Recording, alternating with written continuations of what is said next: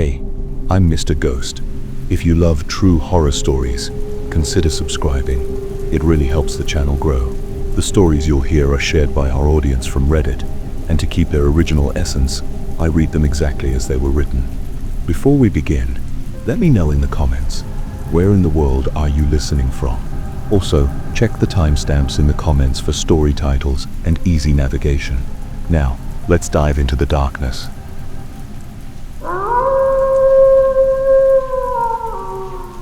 What started it all happened in early 2019, when the first mutilated dead whale washed up onshore.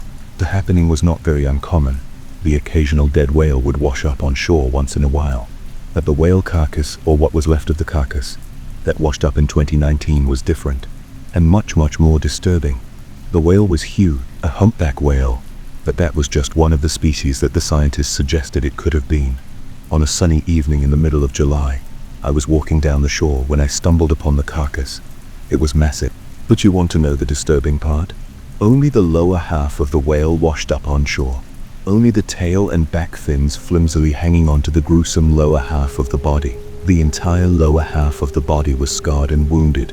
Only the pale colors of the carcass allowed me to identify the creature as a whale. It looked as if something took a huge bite out of the whale. For starters, a huge section of the carcass was ripped out. Gigantic scratch marks covered the rotting skin of the whale.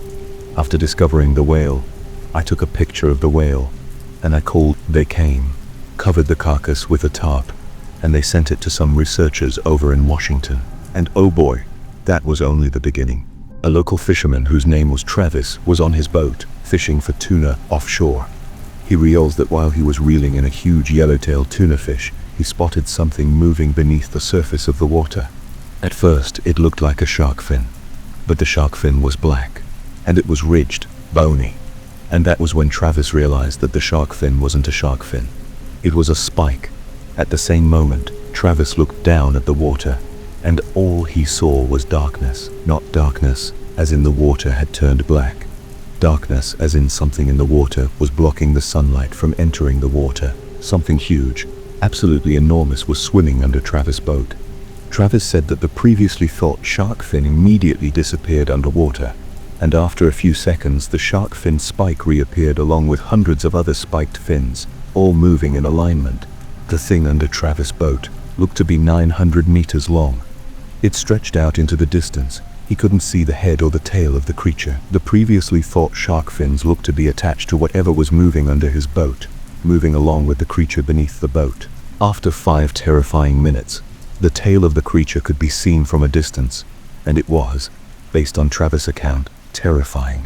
The tail alone looked to be around 100 meters long. It was ridged and bony, prehistoric looking, and algae covered. Travis stayed on his boat until the creature left. He drove back to shore, and the only time he told anyone was when he was extremely drunk at a bar. A few days later, 5 more mangled and attacked whale corpses washed up on shore. This, however, was not dismissed and taken so easily by the community. The dead whales attracted huge crowds, and eventually the town council was pressured into digging deeper and finding answers. Eventually the police and community cleanup crew arrived at the scene.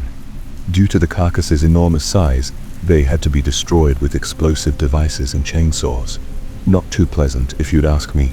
The beach was turned completely red for a few weeks. Over a few weeks after that, deep-sea fishermen and sailors reported seeing an enormous shape beneath the water. So huge, so massive, that they couldn't see the end of it. More horribly mangled dead whales, and sometimes even great white sharks, kept washing up onto the shore again, and more people saw the enormous and unknown creature far offshore. And as stupid and cliché as it sounds, more and more people wanted answers. And them being the stupid rednecks they are, they wouldn't give up. The community pressured the city council to send a submersible down into the ocean to investigate, and after a month, when strangely, there was no more strange activity, that's what they did. The city council hired a team who could operate a submersible, and they sent them down in the general direction of where the creature was last seen. Most people expected the submersible and its crew to discover some giant and undiscovered creature, and they were only half wrong. They did discover the creature. It lay at the bottom of the sea floor, its true enormity being revealed. The crew of the submersible said that the creature looked like a 900-meter-long mosasaur, only The creature's skin was plated with black scales, covering its entire body. Its tail was exactly how Travis described it, bony and ridged, fin-like spikes lining the top surface of the tail. But they couldn't completely confirm if the creature was a giant mosasaur because it had no head. Someone else had killed the giant creature. Something much, much bigger. I feel like I should say the bulk of this town's population is made up of saltwater fishermen and recreational hunters, so both those activities are a huge factor in this town's economy. Cryptozoology is also a big factor here. This town is where the world likes to dump its weird shit, aka the town equivalent of Skinwalker Ranch. Lots of weird shit goes on around here. UFO sightings, unknown creature attacks, demon summoning aerials, unexplained disappearances, you name it all. If almost all the population didn't own guns, we would all be dead by now. However, there is one slight aspect that sets this town apart from others. There is an abundance of strange agents who belong to a vague organization. Other than that, it's your run-of-the-mill small town on the shoreline. If I forgot to mention I'm a marine biologist, I'll say it now. I'm a marine biologist, and my career is one of the reasons I decided to move into my seaside town. By the way, my name is Roger Rogers. It's a weird name. I know, the job isn't as exciting as I imagined. I didn't always go into submersibles, exploring the deep blue sea. My job mainly consisted of staring at some dead fish for a couple of hours, and then writing some study notes. And since I was a marine biologist, I decided to go look and investigate the matter of the dead Leviathan. The local government covered up the findings by saying the submersible team discovered an extremely rare communal pack of great white sharks, which was total bullshit, and that they were responsible for all the dead whales. Eventually, I found a guy with a submersible to take me to the location. So the plan was, go to the location of the dead creature, examine it, and assume what beast could have killed the mosasaur-like creature that lay dead in the murky depths of the inhospitable ocean it once called home. So on one Friday afternoon, I found myself boarding a 3-person submersible along with my diver, Benjamin. Ben, if you're lazy. Ben was skinny and short, had curly brown hair, and light skin. Adjusting to the cramped space the submersible offered, I sat down and introduced myself to Ben, for I did not know his name at the time. Then flipped several switches, pulled a black lever and some other stuff I couldn't recognize, and the submersible slowly descended into the blue water, the light slowly disappearing as we went deeper. I feel I should say that the feeling of going underwater, even though the safety of a submarine, is amazing. The feeling is mesmerizing. It's as if you've entered a portal to a whole new world, a completely different environment. Dozens of tiny fish darted away from the submersible's porthole as larger animals like sharks came into view. We ended up going to a location far away from the shore, where the carcass of the Leviathan was located. When the people who hired me told me how big the creature was, I knew it was big, but up close it was enormous. Even bigger than I would have ever imagined. The rotting carcass that was once a great beast sat on the bottom, covering a large amount of distance with its dead body. I nodded. Let's get started. Can you move the submarine at an angle where I can see the sliced neck? Already on it. The submersible turned and moved a little to the left, and I could see the stump where the creature's head had once been. It was a clean cut. Not much gore. Most of the blood and guts were being swarmed by hungry scavengers and sharks. A true feeding frenzy. From what I could tell, the animal that killed the Leviathan must have been territorial, not hungry, since not much of the mosasaur-like creature was eaten, only the head, and judging from the circular and aligned marks and wounds on the skin of the Leviathan's carcass. The animal that killed the Leviathan must have been territorial, not hungry, since not much of the mosasaur-like creature was eaten, only the head, and judging from the circular and aligned marks on the skin of the Leviathan's carcass. The animal that killed the Leviathan must have had tentacles. That put an immediate thought into my head. Squid. A huge, oversized monster. Squid must have killed the Leviathan. Of course, this theory was not a very reliable one, but still, the best I could come up with. But something didn't add up. The Leviathan had bite marks engraved into its skin. Huge, deep bite marks. Squid, octopus, and any kind of cephalopod had beaks, but they didn't have mouths or teeth. So what had hooked tentacles and razor-sharp, flesh-ripping teeth? Nothing, at least nothing scientifically. Ben waved his hand in front of my face and grinned. Hey, Roger, you zoned out for a bit. I shook my head. No, I was just thinking, whatever did this was territorial. It killed the Leviathan because it was in its territory, not because of hunger. And whatever killed the Leviathan had hooked tentacles. So, we're in the territory of a giant? Mosasaur-eating squid, Ben asked. I'm not sure if the creature that killed the Leviathan is a squid or an octopus, I replied. There were bite marks on the Leviathan's skin. Squids don't have teeth. Squids and other cephalopods have beaks, but not giant mouths filled with razor-sharp teeth. Okay, I did not understand any of that. Can you collect a skin sample of the Leviathan? I asked.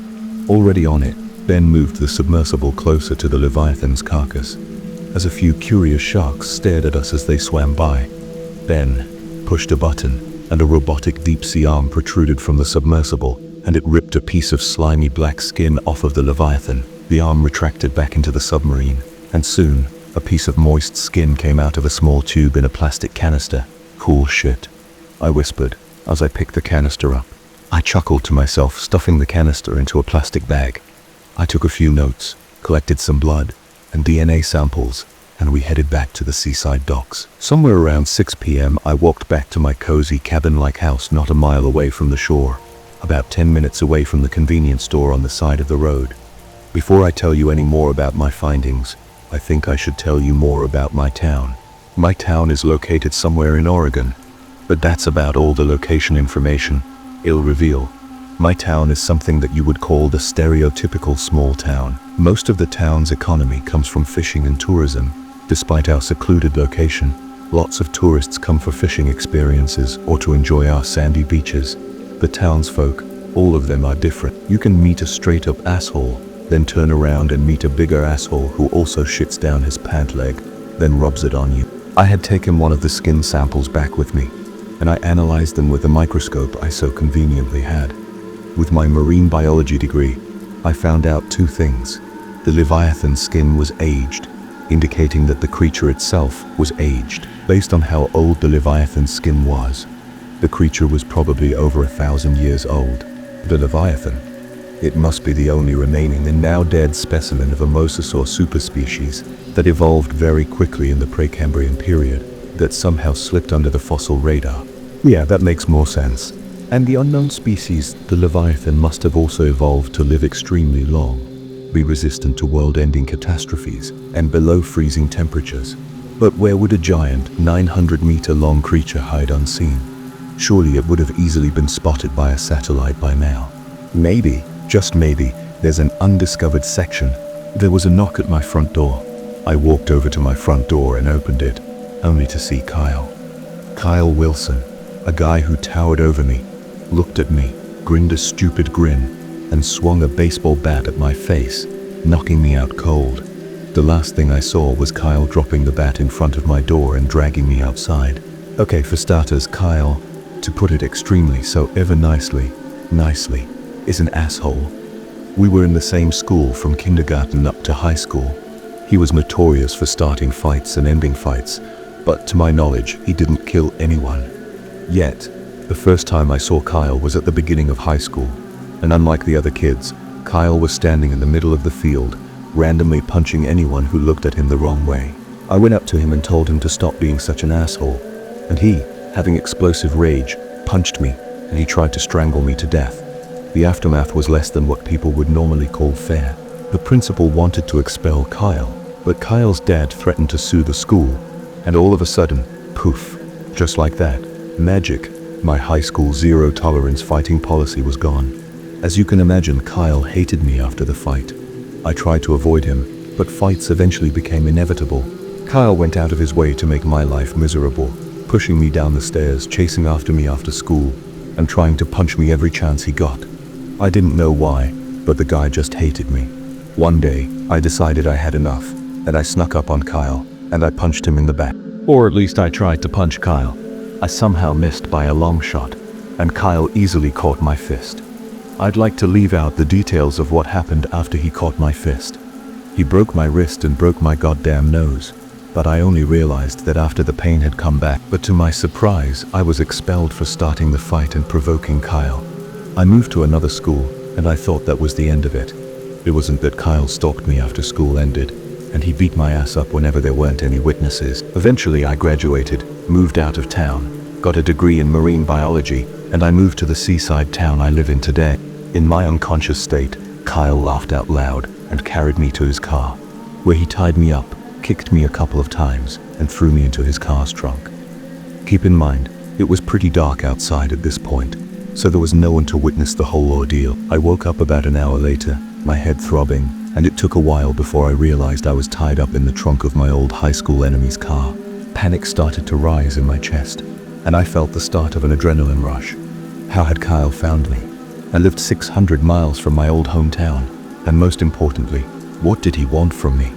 Focusing on escaping, I looked around for that glowing escape switch most cars had inside their trunks. Even if I did find the switch, my hands were tied up. Turns out there was no switch. Kyle had ripped it out. Then, the car stopped. That was when I started to panic. From the darkness of Kyle's car, I thrashed and kicked, trying to get free of the ropes that were holding me down. I heard the driver's door open, followed by footsteps coming to the trunk I was in. Kyle opened the trunk and said, "Wakey, wakey bitch, get up." I couldn't get up. So Kyle did the next best thing, and he picked me up and Sparta kicked me into the middle of the dirt road he had parked on. He punched me and beat me in every way possible, the wicked smile never leaving his face. Kyle kicked me again, and I winced in pain.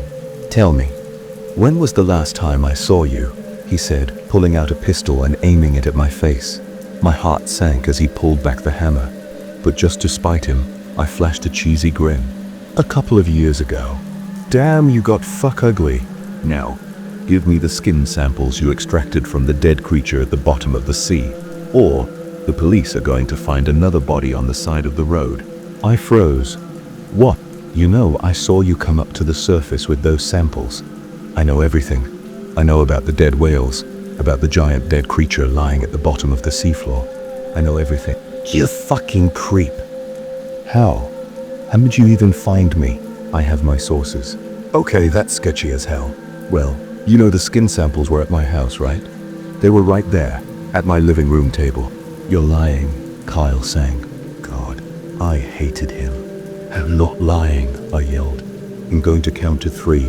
1. Out of nowhere, at the most convenient time imaginable, in the history of the most convenient times imaginable, a black pickup truck passed by us, and the truck stopped, and a man with curly black hair wearing a brown trench coat, black jeans and a baseball cap walked out of the truck, glaring at Kyle.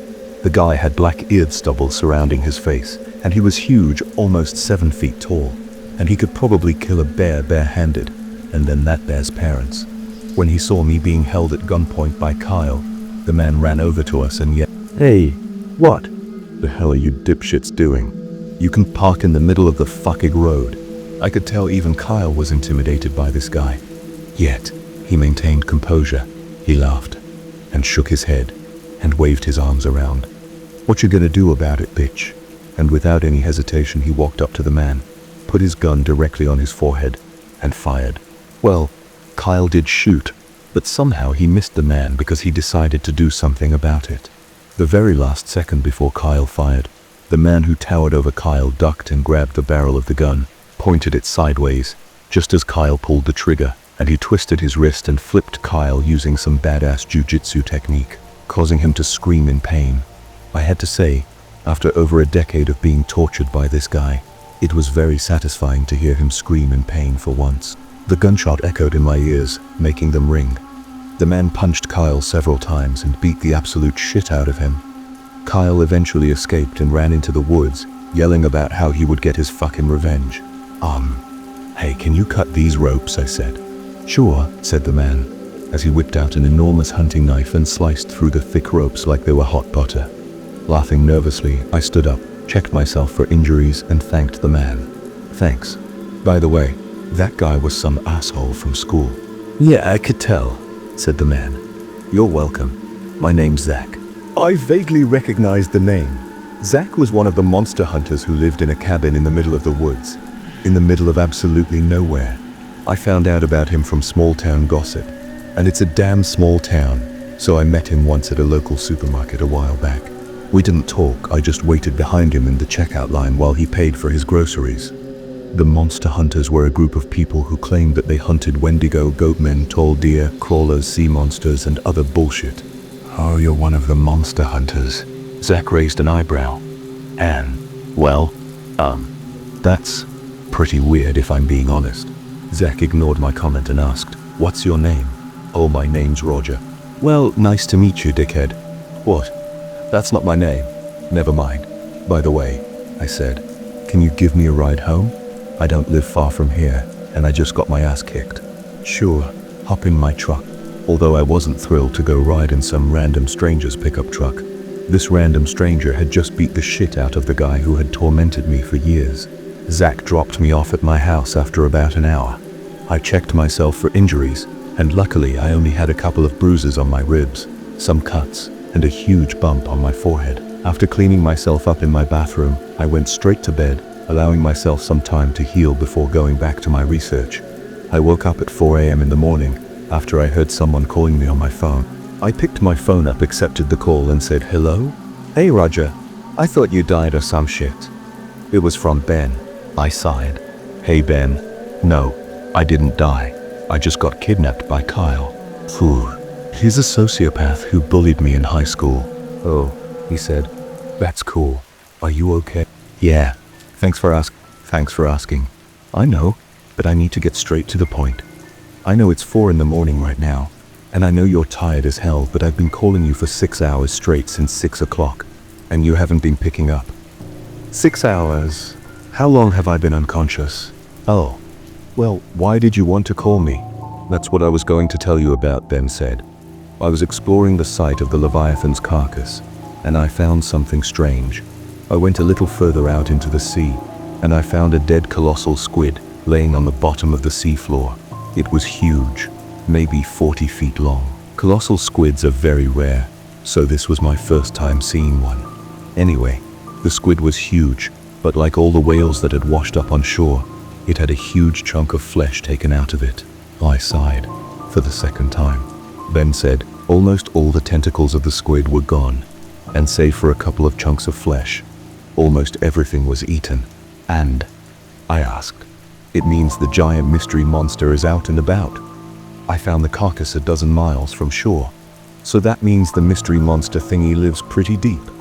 The mystery monster was probably nearer to shore when it killed the Leviathan, and the Leviathan's carcass was pretty old. But the squid carcass wasn't. "Oh. Well, I'm happy to discuss all this giant Leviathan killing monster business later.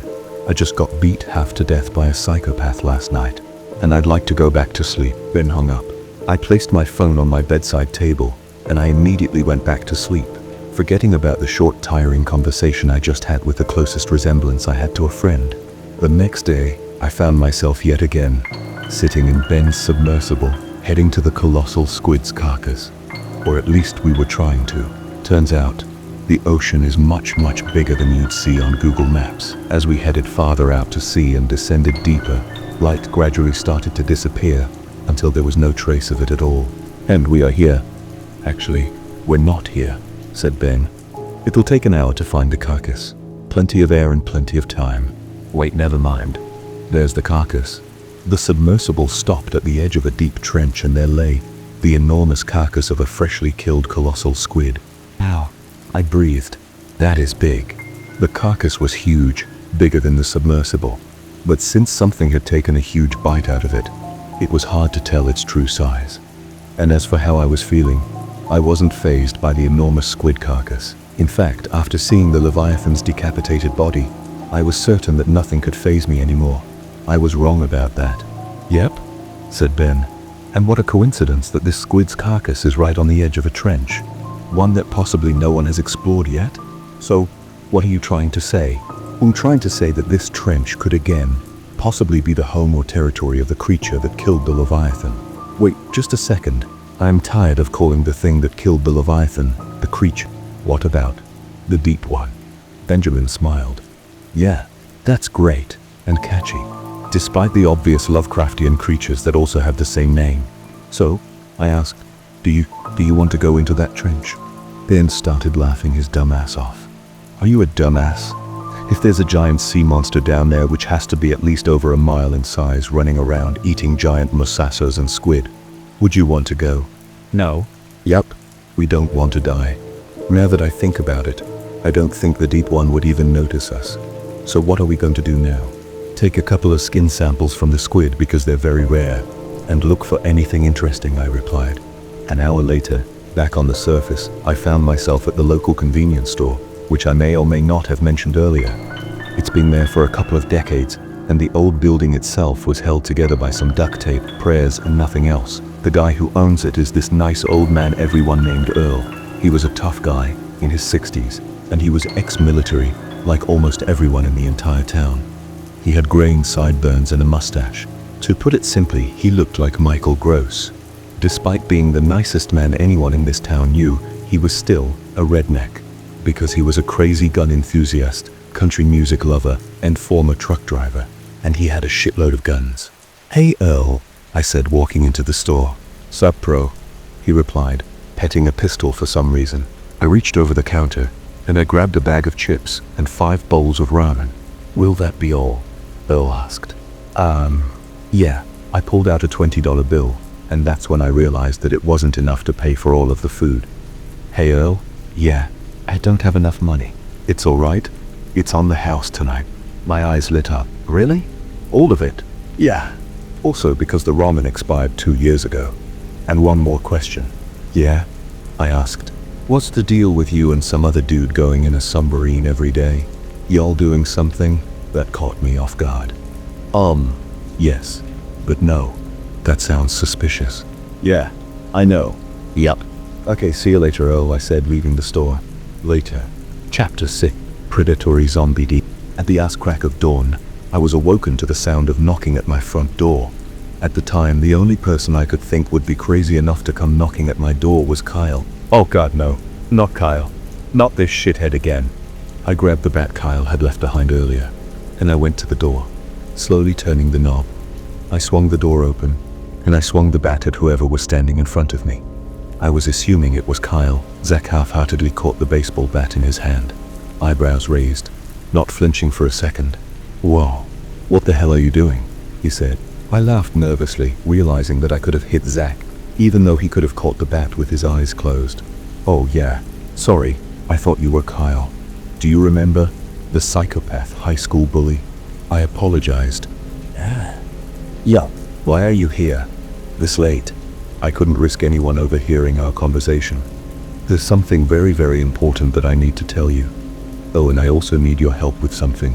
An hour ago, my offshore contact told me that they picked up something huge 100 miles away from shore. Their seismic readings indicated that whatever was moving was huge, absolutely goddamn enormous. Probably bigger than 2 miles. I said, "Zach, I think it's time I told you something." "What?" Yeah, this might take a while," I said. "So instead of standing in my doorway at 6 a.m., you want to come in? Drink some coffee or whiskey?" "Sure." Zach came inside my house, and he sat down on my recliner as I continued. "About a month ago, a local dive team discovered a giant decapitated reptilian creature lying at the bottom of the ocean. I think that 2-mile-long creature is what killed the Leviathan." Zach laughed. "You thought we didn't know about that? We discovered the carcass a week before the city did. You know, the unspecified monster hunting organization Emparta is very, very well informed about the cryptid activity." I smiled. "This is great. Very, very great. What do you know about the Leviathan?" "Well," Zach started, "for starters, it's 1,000 years old, making it the oldest living animal we currently know. We think that the Leviathan is an ancient mosasaur subspecies called Hainosaurus. It probably survived by staying in warm water pockets and feeding on an unknown superprotein organism that allowed it to reach an enormous size." "Okay, but why did you come to my house?" "Oh, yeah. Anyways, the enormous creature is heading deeper, in the direction of the Mariana Trench. Now that's a long way from here, but this entity can move at 200 kilometers per hour. Pretty damn fast, if you ask me." "Well, I have to ask you something." "Roger, you're a marine biologist, right?" I stammered. How did you?" "Care, that doesn't matter. I may regret this, but probably need your help later on." You know, identifying the monster and the sea life and all that nerdy shit. Who's we? I asked. A group of cryptid and monster hunters. You know, living in cabins, collecting guns and stuff. Oh, What do you guys even do? Well, for starters, we try to lower the cryptid population. 'Cause you know, this town is full of goddamn cryptids. If you want to know more, Zach was cut off when we both heard a baby crying right on the other side of the window. I stood up, but Zach whispered into my ear, "Don't move." Now, another thing I probably forgot to mention is that behind my backyard, there's a dense patch of woodland that leads into a very large wilderness that stretches on for miles. This will be important later on. Out of nowhere, Zach pulled out a very large black revolver. But this pistol looked different. For starters, the barrel of the gun was see-through and long, and situated in the far back of the barrel was what appeared to be a very, very small firecracker-like object attached to a large bullet. The crying continued, and whatever was making it was concealed under the curtains that were shut tightly. "Stay very, very still," Zach said as the crying grew more frequent and loud. I was about to ask something, but I didn't have the chance because the crying came to an abrupt stop. In an instant, an enormous, pale and skinny arm with fingertips that ended in massive claws shot through the window, breaking the glass. Then the arm recoiled, and an enormous creature climbed through the broken window and into my living room. I'd say it was about eye level with Zach. And Zach was very tall, almost 7 feet tall. So this creature was big. It resembled a skeletal deer, with bits and pieces of flesh hanging from its bones. Its long arms went well past the creature's knees, and instead of a normal deer head, the creature had a deer skull situated on top of a bony neck. All I could think of was to say, "Holy shit." And Zach sprang into action, and he ran up to the creature and he fired one bullet into the creature's skull, just missing its brain if it had one. The creature stared at the bullet in its skull, and after a second it began moving towards us, growling. "What the hell was that supposed to do?" I screamed. Zach just smiled. "Watch." Right when the creature was no more than 4 meters away from us, the top part of its head exploded, sending brain matter and skull fragments everywhere. The decapitated creature shook, then it fell over. I sighed. "You mind telling me what the hell that was?" I asked, even though I had a good guess on what the creature was. "Wendigo," replied Zach. "They're not actually Wendigo. They're tall deer, but most people get them confused, so I just call them Wendigo. They travel in packs, so you better get out of here. More will be coming." "Don't worry, I've dealt with these things before," said Zach, reloading his pistol and pulling out his signature hunting knife. "Okay, homie," I said, and I sped off in my shitty pickup truck as I heard several more gunshots from my backyard. Chapter 7. Monster Hunting. Well, I just found Roger's shitty little journal, and I guess there's no harm in writing down my experiences. I've just killed 4 Wendigos, and I guess I'm pretty tired. Under normal circumstances, killing Wendigos is very, very hard. It takes multiple people, skills, guns, and fire. Lots of fire. But for a person like me, with a decade of experience and modified custom-made revolver adaptable Dragon's Breath shotgun shells, it's not that big of a deal. A couple of shots of my special ammo will blast them out of existence. After Roger sped off, I walked out to his backyard and I spotted several pairs of red eyes staring at me from the woods. In an instant, all 4 came charging at me. I knew that my gun was a single-shot revolver, so I had to make my shots count. I immediately fired a bullet into one of the Wendigos, causing its shoulder to explode into a massive fireball. Then, I was tackled and pushed to the ground. I looked up to see a Wendigo pinning me down, and it tried to bite my face. But I immediately rolled over and stabbed the Wendigo in its skull several times with my silver-tipped knife. Silver seems to burn the skin like acid. Once it stopped moving, I stood up and windmilled my knife at the other Wendigo, which was charging at me with its antlers ready to strike. It was a perfect headshot. Learned after a decade of experience, I pulled out my single-shot revolver, chambered a massive round, and I pulled back the hammer, just as the last Wendigo came charging, leaving the thick tree line. At the last second, I dodged the Wendigo, and I fired at its back. Well, turns out, things don't always turn out the way you expected them to. For me, I expected the bullet to hit the Wendigo and explode its organs, but it didn't. I missed it. And let me just say, I'm an amazing gunman. I can shoot 10 wolfmen with my eyes closed, and I'm almost immune to even the most powerful recoils. I'm so good at aiming and shooting. I could fire a revolver like a sniper and hit a target over a mile away under the right conditions. So imagine my shock when I missed it. As soon as my brain registered the fact that I had missed the Wendigo, the oh shit alarms began to go off in my head. The bullet harmlessly missed and hit a tree, and it exploded, blowing up the small tree. The Wendigo stopped and it snapped its head back at me, and its sunken black eyes stared straight into my soul. No matter how many times I kill a Wendigo, I'll never get used to the soulless black eyes of a Wendigo. When one looks you in the eyes, you get this horrible, horrible feeling of dread that stays with you for hours. I was broken out of a trance when the Wendigo stood upright, exiting its crouched form. This bitch was a big one. Standing at 9.5 feet tall, it towered over me, and I was almost 7 feet tall. The funny thing about my height is, I'm taller than some cryptids. I stand taller than some humanoids, along with chupacabras, goatmen, and some skinwalkers. So, the point is, I kind of get intimidated by monsters that are taller than me. And this Wendigo, despite being extremely skinny, was extremely muscular. Over my entire cryptid hunting career, this was one of the biggest Wendigos I had ever seen. It was a big one. It circled me while I was stuck holding my knife I had pulled out from the other Wendigo's skull. Experience has taught me that you never let your guard down when you're near a Wendigo, so I couldn't even take 1 second to look away from the Wendigo to put the knife under my armpit and reload my gun. So until I could reload, that left I was stuck with the enormous black hunting knife, combat knife I held under my arm. The Wendigo circled me slowly, growling, and looking ready to pounce, and I was ready for it when it did pounce.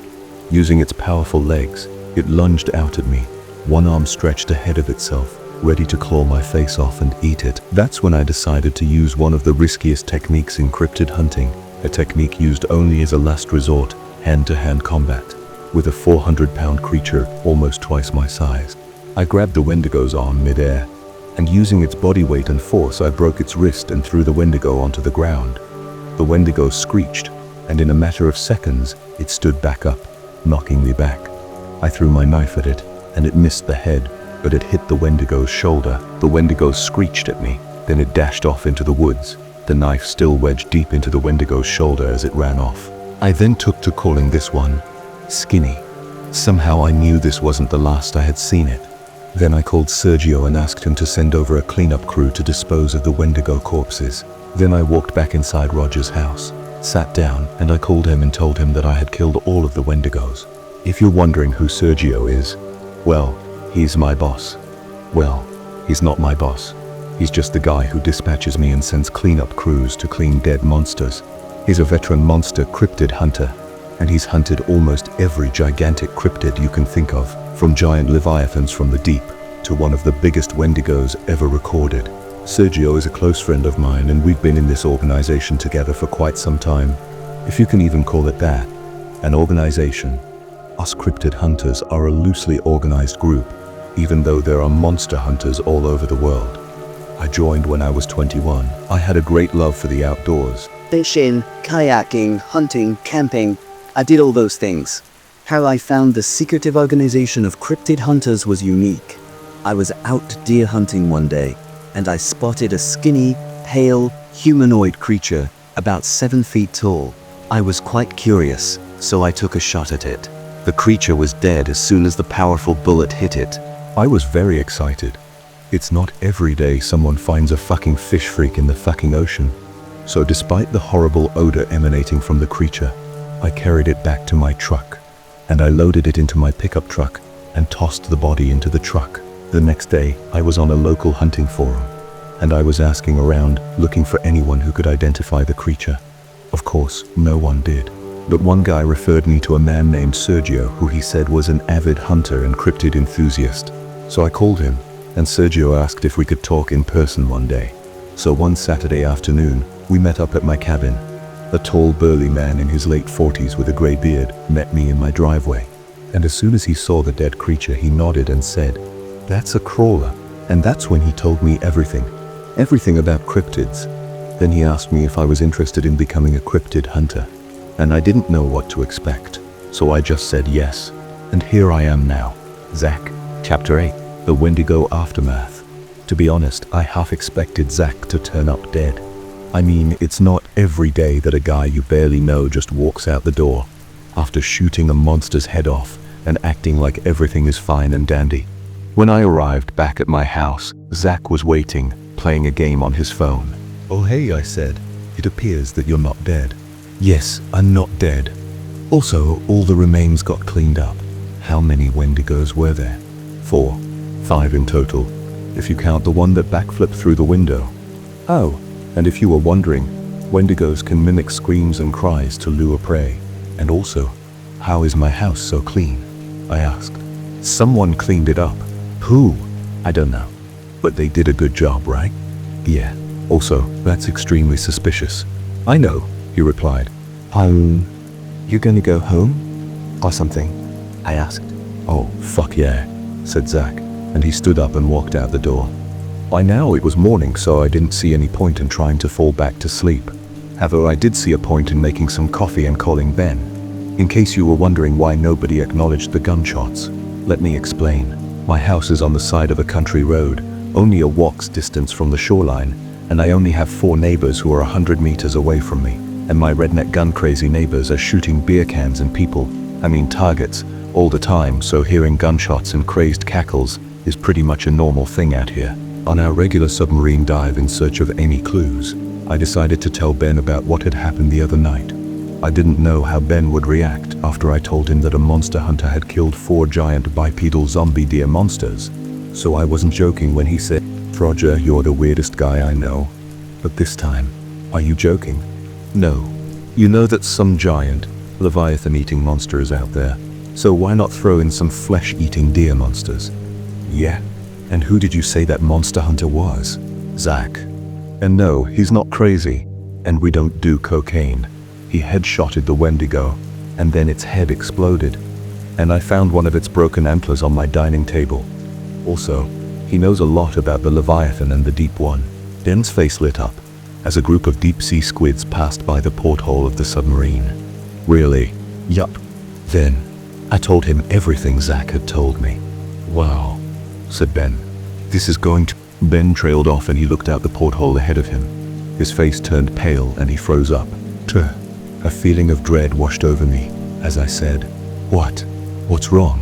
Ben shook and pointed at something ahead of the submersible. I looked out and I saw something. There was this thing eating a giant isopod, or at least that's the best way I can describe. Chapter 9. Anglers. The thing's upper body had a generally humanoid shape, except the creature's head resembled the head of an anglerfish, and the creature had no eyes, and its cavernous mouth was filled with dozens of large razor-sharp teeth. The creature's long arms ended in 3 giant claws, while its lower body consisted of a dozen tentacles, all ending in sharp points. A long appendage rested on the top of the creature's head, its tip ending in a bioluminescent ball of purple light. The creature's head snapped in my direction, and it smiled. I don't know what came over me, and I'm not the heroic type, but maybe it was the odds. Maybe it was the fact that this creature was almost as big as the submersible. Maybe it was the fact that this creature would easily be able to outrun us. Or maybe it was the fact that if we ascended fast enough to outrun the creature, our lungs would explode from the pressure change. Or maybe, but that's all bullshit, I used to fill in page space. If there's one thing I failed to mention, it's that there's a bottom hatch near the back of the submersible, and there are an emergency deep-sea diving suit and a harpoon gun hanging from the ceiling. But conveniently, I knew how to put on and use a harpoon gun and a deep-sea diving suit. Back when I went on lots of research expeditions, I put deep-sea diving suits a lot. I had gotten used to putting them on to the point where I had minimal struggle doing the task. I quickly put the suit on, and I took the harpoon gun and my diving knife with me as the creature began to swim towards the submersible. I quickly exited the submersible through the bottom hatch.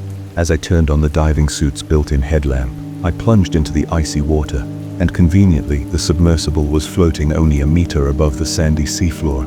To say it was pitch black was a complete understatement, as my only light source was the submarine's light. But I didn't have any time to focus on that, because the creature was swimming towards me at an extremely fast speed. Through the submersible, I could see Ben's horrified eyes as the tentacled creature advanced. I aimed and I fired. Sometimes things don't go the way you expect them to. Maybe something goes wrong, or maybe something goes much, much better than you expected. Lucky for me, things went better than I expected. The harpoon pierced the creature's skin, and the creature, having surprisingly soft and thin skin, was immediately impaled. The spear shot through its back, and the creature went limp. I didn't expect the fight to be that easy.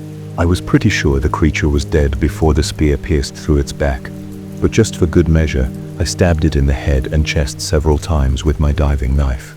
I had to show this to Zach as I was sure he would provide me with his expert opinion. Using some rope, I tied the creature's arms to the submersible, and I planned on dragging it back with us to the surface.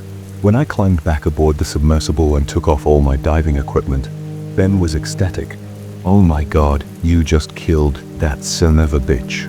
Wow, what did you do with the body? How did you kill that thing? I didn't expect that thing to go down that easily."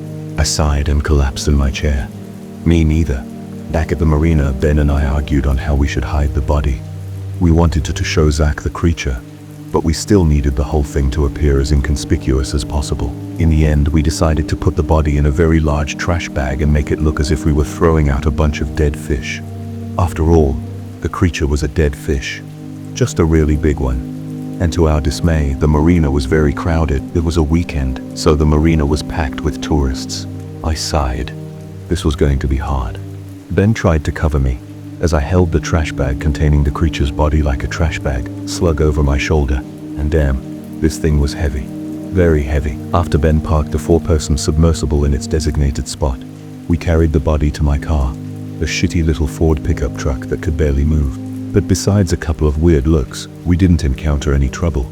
We dragged the body to my car, laid it out, and I called Zach. "Hello?" he said. "It's me, Roger." "Oh, hey. What do you want?" Ben and I have a situation. Here, look. It's hard to explain. Can you just come over?" "Okay," said Zach. "But just give me a minute because I just killed a skinwalker."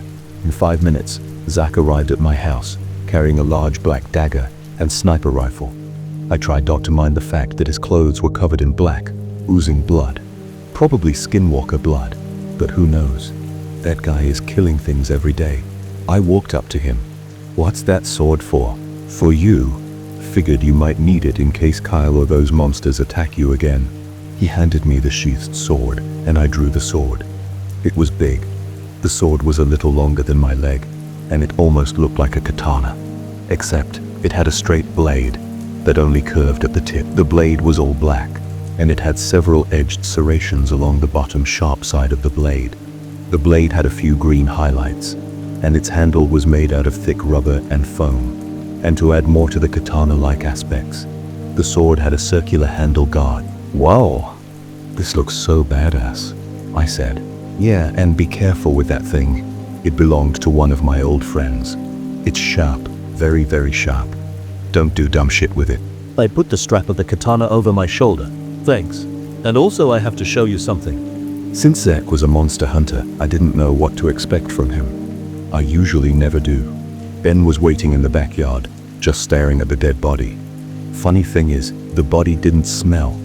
It was completely odorless, and no animals went for it, not even flies. "Who is this guy?" Zach asked, pointing at Ben. "The submarine driver." "Hey," Zach said as he nodded at Ben. "Hey yourself, dude," said Ben. "Hell yeah." "Okay, Zach," I said. "We brought you here because of this." I pointed at the dead body. I'm sorry, but what the hell?" "I was thinking you knew what this thing is." Him being sarcastic. "I know what the thing is. I just want to know how you killed it." This thing is what we in the business call an angler. It's a deep-sea communal aquatic humanoid creature. It lives in the Twilight Zone, but some have been found deep in the Marianas Trench. They are also known to live in cave systems and underground lakes that branch far out into the land. They are usually 7 feet tall but can get up to almost 16 feet long, and they're fast as hell. Their favorite prey is giant squid and whales. So, how'd you kill it? Well, this changed a lot.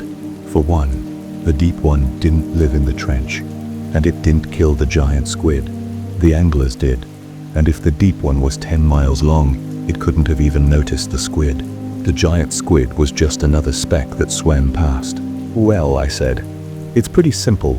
Ben and I were down in the submarine when the angler attacked the ship. I put on a diving suit, grabbed a spear gun, and I shot the ugly bitch straight through the chest. Then I tied the body to the submersible, and we dragged it here. That's pretty freaking weird, Zach muttered. What is? Anglers usually don't come this close to shore. They only come close to shore when a bigger monster is around. And except for a few lone anglers, most of them travel in packs of 1,000. And anglers don't have any apex predators, to our knowledge at least, so whatever is scaring them must be big. And I think that giant creature that killed the Leviathan scared off the anglers. Holy. Yeah, I know, Zach said. Know what? That if the anglers were this close to shore, that means their original habitat was 50 miles offshore. And that also means that the giant mystery creature just passed by about 50 miles out at sea. For some reason, it's changed course. It's no longer heading to the Marianas Trench, it's now heading north. The creature is heading towards the Black Cove. My heart dropped. Well, that sucks. Chapter 11. The Black Cove. For a little bit of context, the Black Cove is a very large cove that lies pretty far away from our tiny town. It's very, very deep. The deepest point is about 5 miles deep. There are a lot of rumors and legends about the place. It's the talk of the town. The Black Cove is also one of the best fishing spots ever, allegedly. Fishermen have reported catching record tuna and halibut, and one man even reported catching a tuna bigger than his boat. But those are just fishermen's stories. But there's a catch to the amazing fishing spot. Reportedly, on most days, the area is extremely stormy, and dozens of fishing vessels have sunk in the Black Cove. And the Black Cove isn't just a cliche and random name. There's a reason behind it. Fishermen and sailors have reported that the water all of a sudden turned pitch black, as if someone dropped a giant can of black paint into the cove. And they report that after a minute or two, the water is back to normal, clear as day. There's another rumor about that cove. And out of all those rumors, I find this one the most strange. It's rumored that there are certain creatures that call the cove home. Very strange creatures, ranging from giant black squid the size of a house to strange frog-like fish people. Around the 1980s, a sailor passing by the cove reported seeing shadows underwater, like people walking underwater, except he couldn't make out any features. So, the point is, the Black Cove is pretty weird, like all things around here. And what makes that weirder is the fact that the giant phantom creature was heading straight for the cove. I was in the middle of cutting watermelons with my tactical katana when I received a call. When I looked at the caller ID, it just fucking read 476.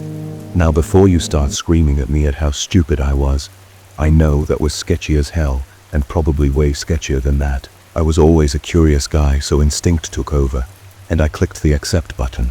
The first thing I heard was an evil-sounding laugh. "Remember me, asshole?" I answered plainly. "No, god damn it," screamed the caller, and I heard something shatter on the caller's side of the phone. "What?" I asked. In Kyle. Oh, Harry, I remember you. You got your ass kicked by Zach. "Oh, and by the way, he's my bodyguard now." "Just kidding. And I also have a katana." "Fucker." Kyle paused. "Look, this sounds pretty stupid, but I need your help." I paused, and I thought about my response very, very carefully. Then I broke out laughing, screaming, "The hell you say? You've been torturing me for almost half my life, and you want my help? Go eat a dick, you fucking cock turtle." Kyle sounded more and more impatient and desperate. "You know what? You arrogant bitch. You're a worthless piece of shit. No wonder I beat you up so much. You fucking bridge. Wait. Sorry, can we start this again? Be my guest, I have nothing to do anyway." I said, "Alright. I know I was a huge dick in middle and high school." I smiled. "Go on." "Okay. Well, I was a moron in high school, and I'm sorry for that. Damn it. Well, shit. You know, I'm not sorry. You deserved it. Wait. Yeah, I'm sorry. And I also need your help. Remember that night where I kidnapped you?" "Yeah. You beat the shit out of me, you dumbass." "Okay. I know. Yeah. I asked you for the skin samples because some people hired me. They wanted me to kill you and find the skin samples. Then he told me the rest. Now, so I can give myself some credibility, I can say with confidence that I didn't ask any questions. None. Nada. After I graduated and went to college, Kyle dropped out and joined the US Marine. Turns out, he even became a Navy SEAL at one point. But he eventually got bored of military life, so he traveled across the states, taking odd jobs and being a loser. And at one point, Kyle came across my shitty seaside town. About a week after the dead whales were found, while he was renovating houses, he saw me going into Ben's submersible. And that's when he found out that I was living in this town. And after seeing me go into a submersible, he got suspicious. Turns out, he had no idea that I was a marine biologist. So then, he caught up on town rumors, and he found out about the dead whales, the government agencies, and after talking to a very rich and high-class poacher, he even found out about the dead leviathan.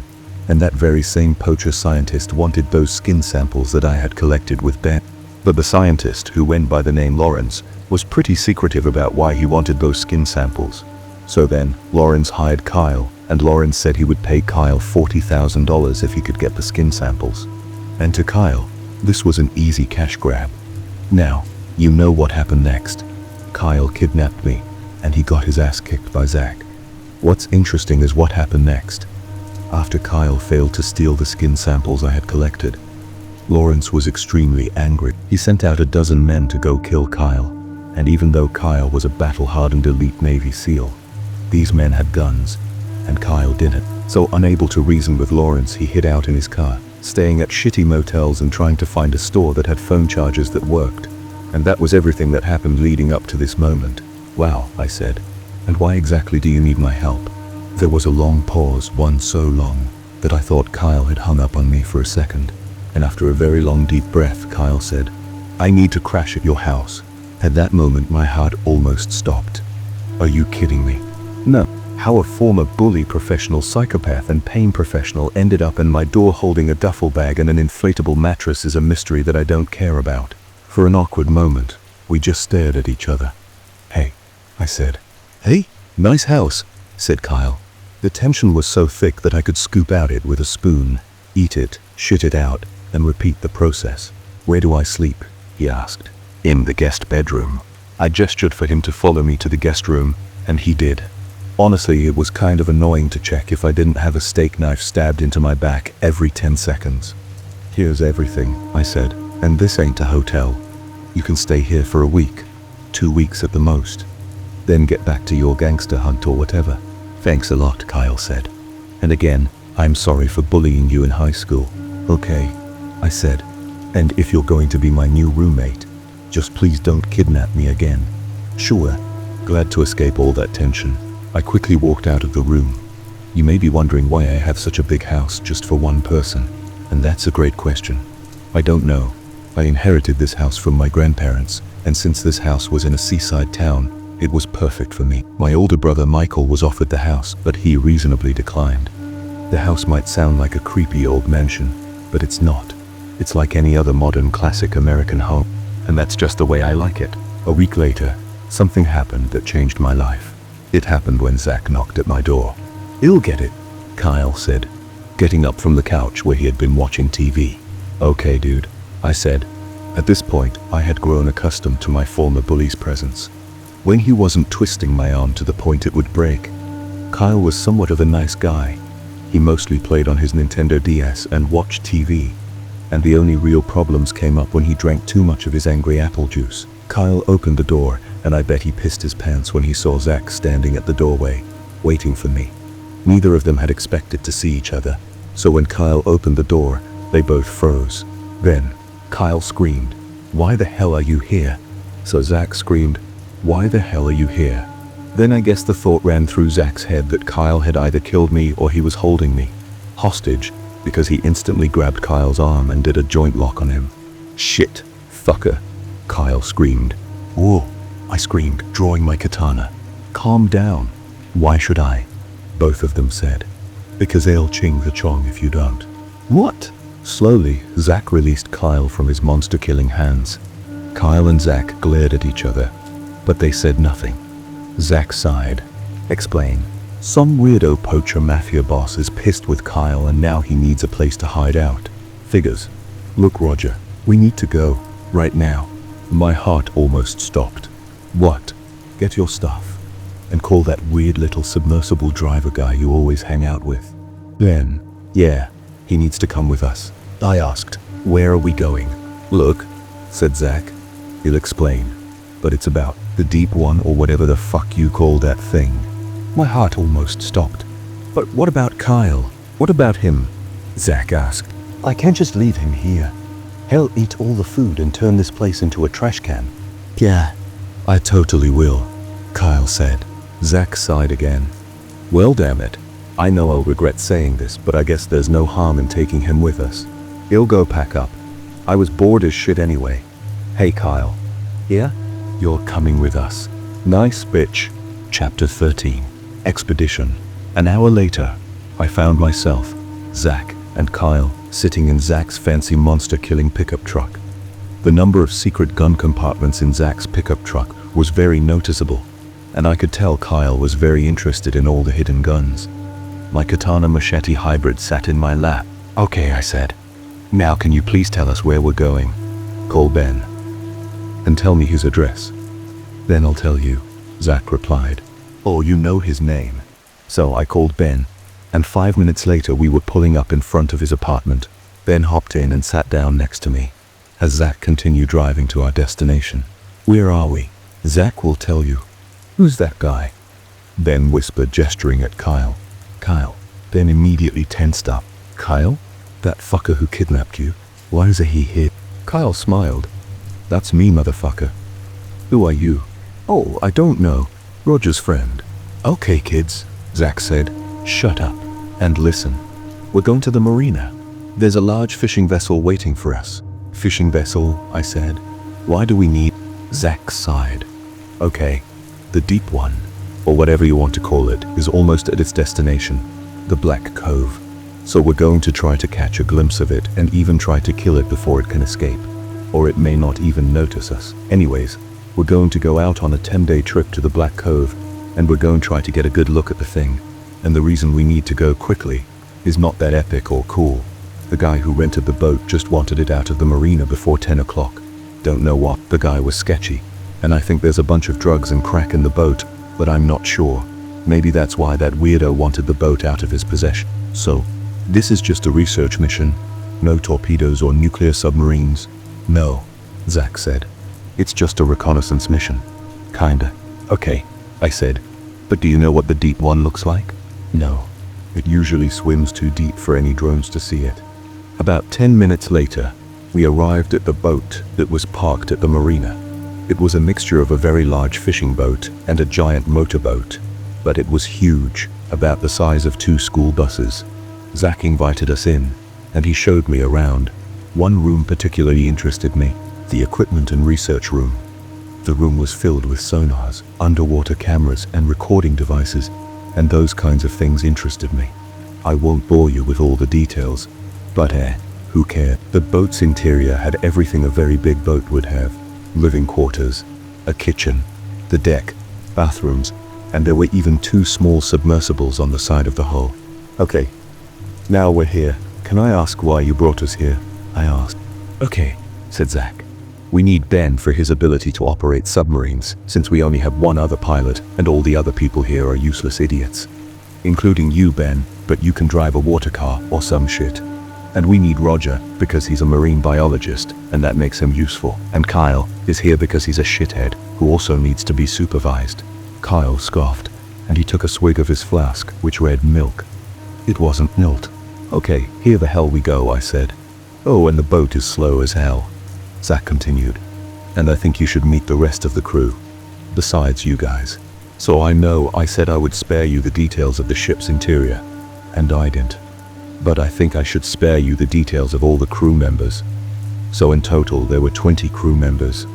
But there are a couple of people who I found somewhat worth mentioning. George, a former Navy SEAL and Special Operations soldier in his late 50s with a well-kept graying beard. Alex, he likes guns. Captain Carl, a raging alcoholic and the so-called captain of the boat. So those are all the people with whom I became friends with. Except Captain Carl. Whenever I tried to talk to him, he kept screaming about his ex-wife. I was pretty tired, so I went to my small room below the deck, and I blacked out. When I woke up, we were already far out at sea, to the point where the only thing I saw for miles was the sea. When I walked to the living quarters, most of the crew were talking and playing cards on a large table. Kyle was just sitting there, flimsy, holding a deck of cards. He was way too drunk. I decided that my best chance of survival was to keep a good distance away from him until he sobered up. The room we were in was the size of the living room in a house, and portholes lined the walls, beside a couple of old paintings that barely held onto the walls. Some couches and chairs were scattered around the room, but the furniture was so old I didn't know if it could be considered as furniture. "Come on over," said Ben. "Okay," I asked. "Wanna play?" he asked, showing me the poker deck. "Nah, why would I want to scream over a few pieces of card-shaped paper?" I said. "Okay, when are we going to get there?" "In a week." The boat's slow. Damn it. I walked over to a worn-down couch and sat down. Besides the stupid group, me, Zach, Ben, and Kyle, there was one other guy, Alex. I decided to try my luck at striking up a conversation with Alex, a Russian guy with light brown hair and a grin, who was cleaning a giant elephant rifle in his lap. "Oh, what you doing?" I asked. "Cleaning my Tafety Cow single shot. This thing will kill anything that moves." "Wait, was that a fucking sword?" "Oh, can I see it?" Alex asked. "Sure," I had to say. I was nailing this small talk thing. I hear it's something people do with strangers. I handed Alex my sword, and he drew it with a shing. "Whoa. Yeah, this won't do shit." I put the tactical katana back in its sheath. "Oh, and what are we looking for?" asked Alex. "Some tall dude in a trench coat and black jeans paid me $1,000 to stay on this boat." He was vague about the whole thing. "Some tall dude in a trench coat and jeans is Zach. He's a monster hunter. We're gonna search for this giant unidentified organism in the Black Cove." "Yup. Seems 100% normal. What's the deal with that dude with black hair and stubble?" "He's drunk. Really drunk," I replied. "That's Kyle. He's a sociopath and a former bully who terrorized me in high school.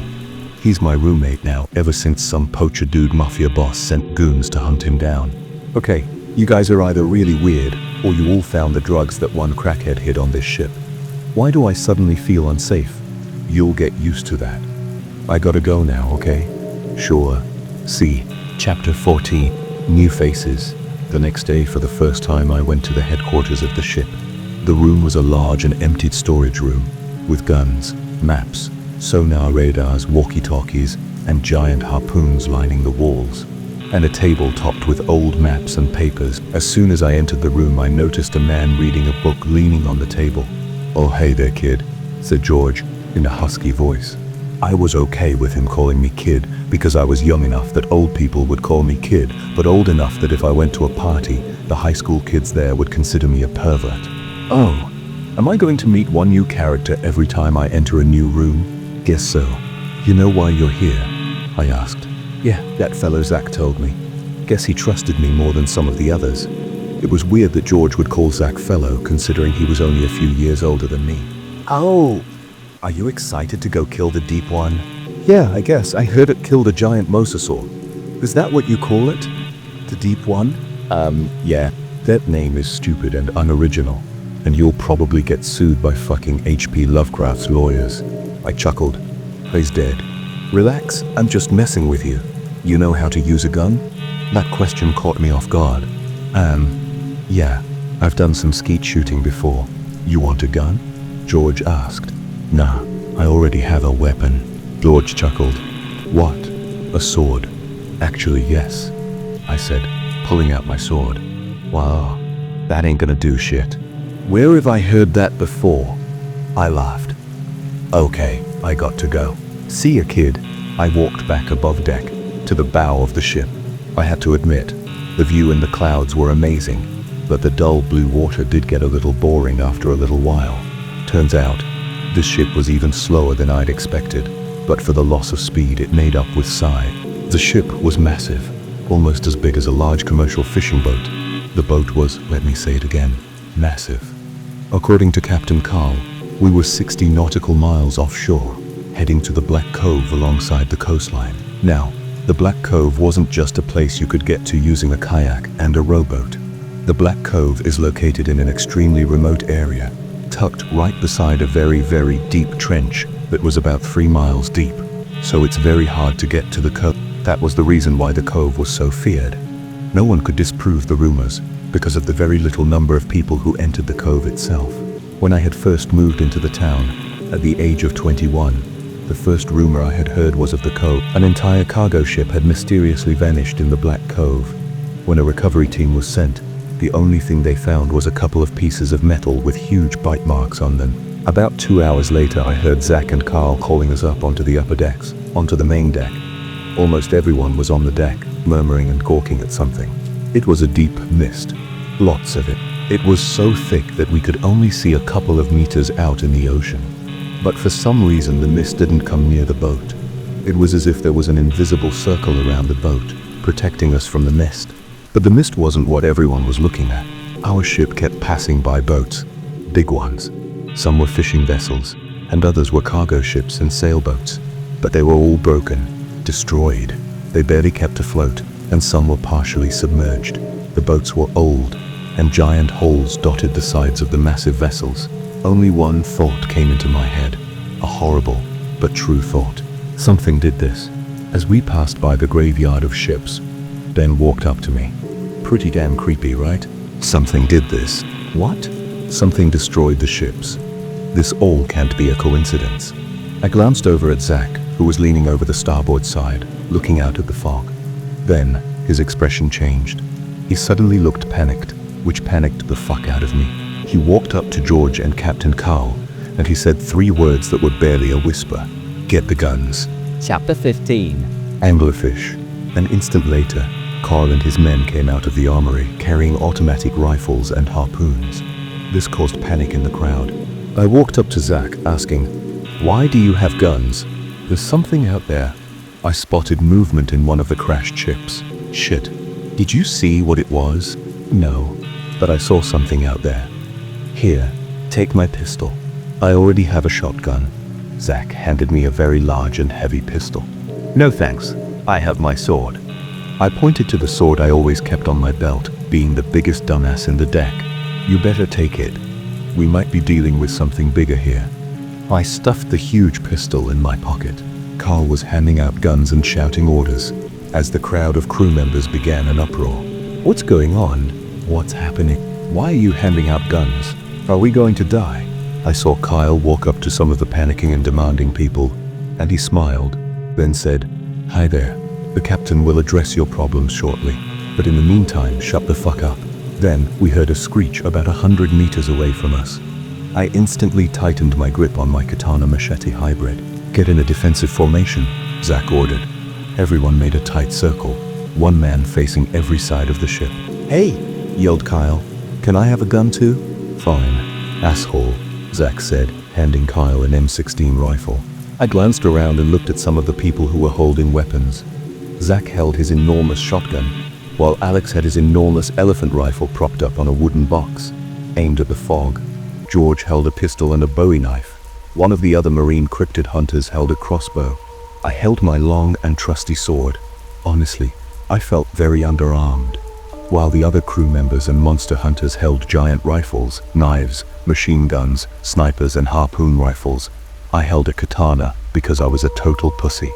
If something bigger than a Wendigo attacked, I was screwed. So for more effect, I put on gloves, and I doused gasoline on the blade of my sword. Hell yeah, I had a fire katana. We all stayed silent, holding our weapons and waiting for something to happen. Then, a loud, penis-chilling screech erupted in the air. Something was out there. From where I stood, I could see something large move around in a ship about 50 meters away from us. "Over there," I said. Zach pointed his tactical shotgun at the boat. Without warning, a large half-humanoid creature leaped onto the ship, screeching its lungs out. "Over there!" I screamed. Instantly, it was reduced to shreds and pieces by our weapons. I did feel pretty powerful when I sliced the creature's arm off when it swiped at me. I instantly recognized the creature. Its lower body that consisted of tentacles hanged limply. It was an angler. "Well, shit," I said. "It's what I think it is, right?" "Yeah," said Ben and Zach. "Our bird," whined Kyle. I didn't get to shoot it. "More will come, bitch." reload. And we did. Well, except for me, I had a sword. Without warning, a dozen anglers crawled up onto the boat, screeching and swiping their arms and tentacles. Kyle cackled with delight, shooting several anglers and kicking them into the water. He ran around shooting his gun and achieving his ultimate goal of killing stuff. An angler's tentacle grabbed my throat and I sliced it off, facing the creature. This one was a big mother trucker. Standing at 12 feet tall, it glared at me with its non-existent eyes and screeched.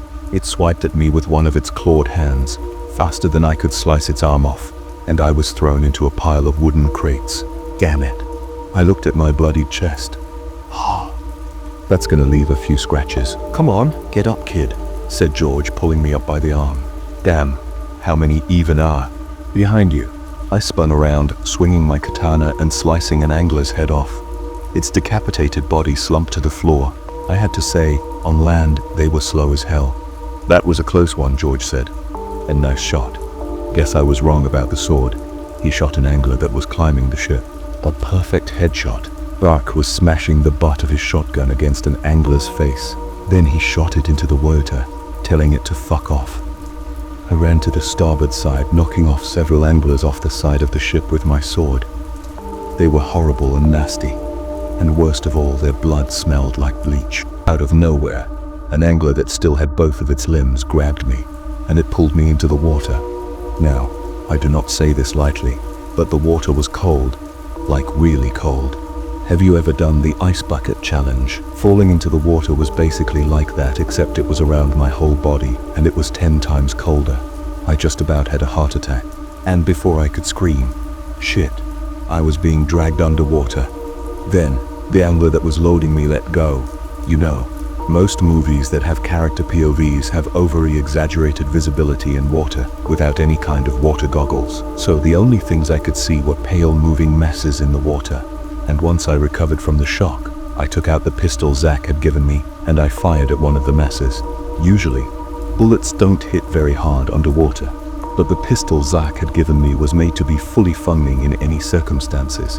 So I was very, very glad when the creatures recoiled and went limp when the bullets hit them. I still had my prized sword in my other hand.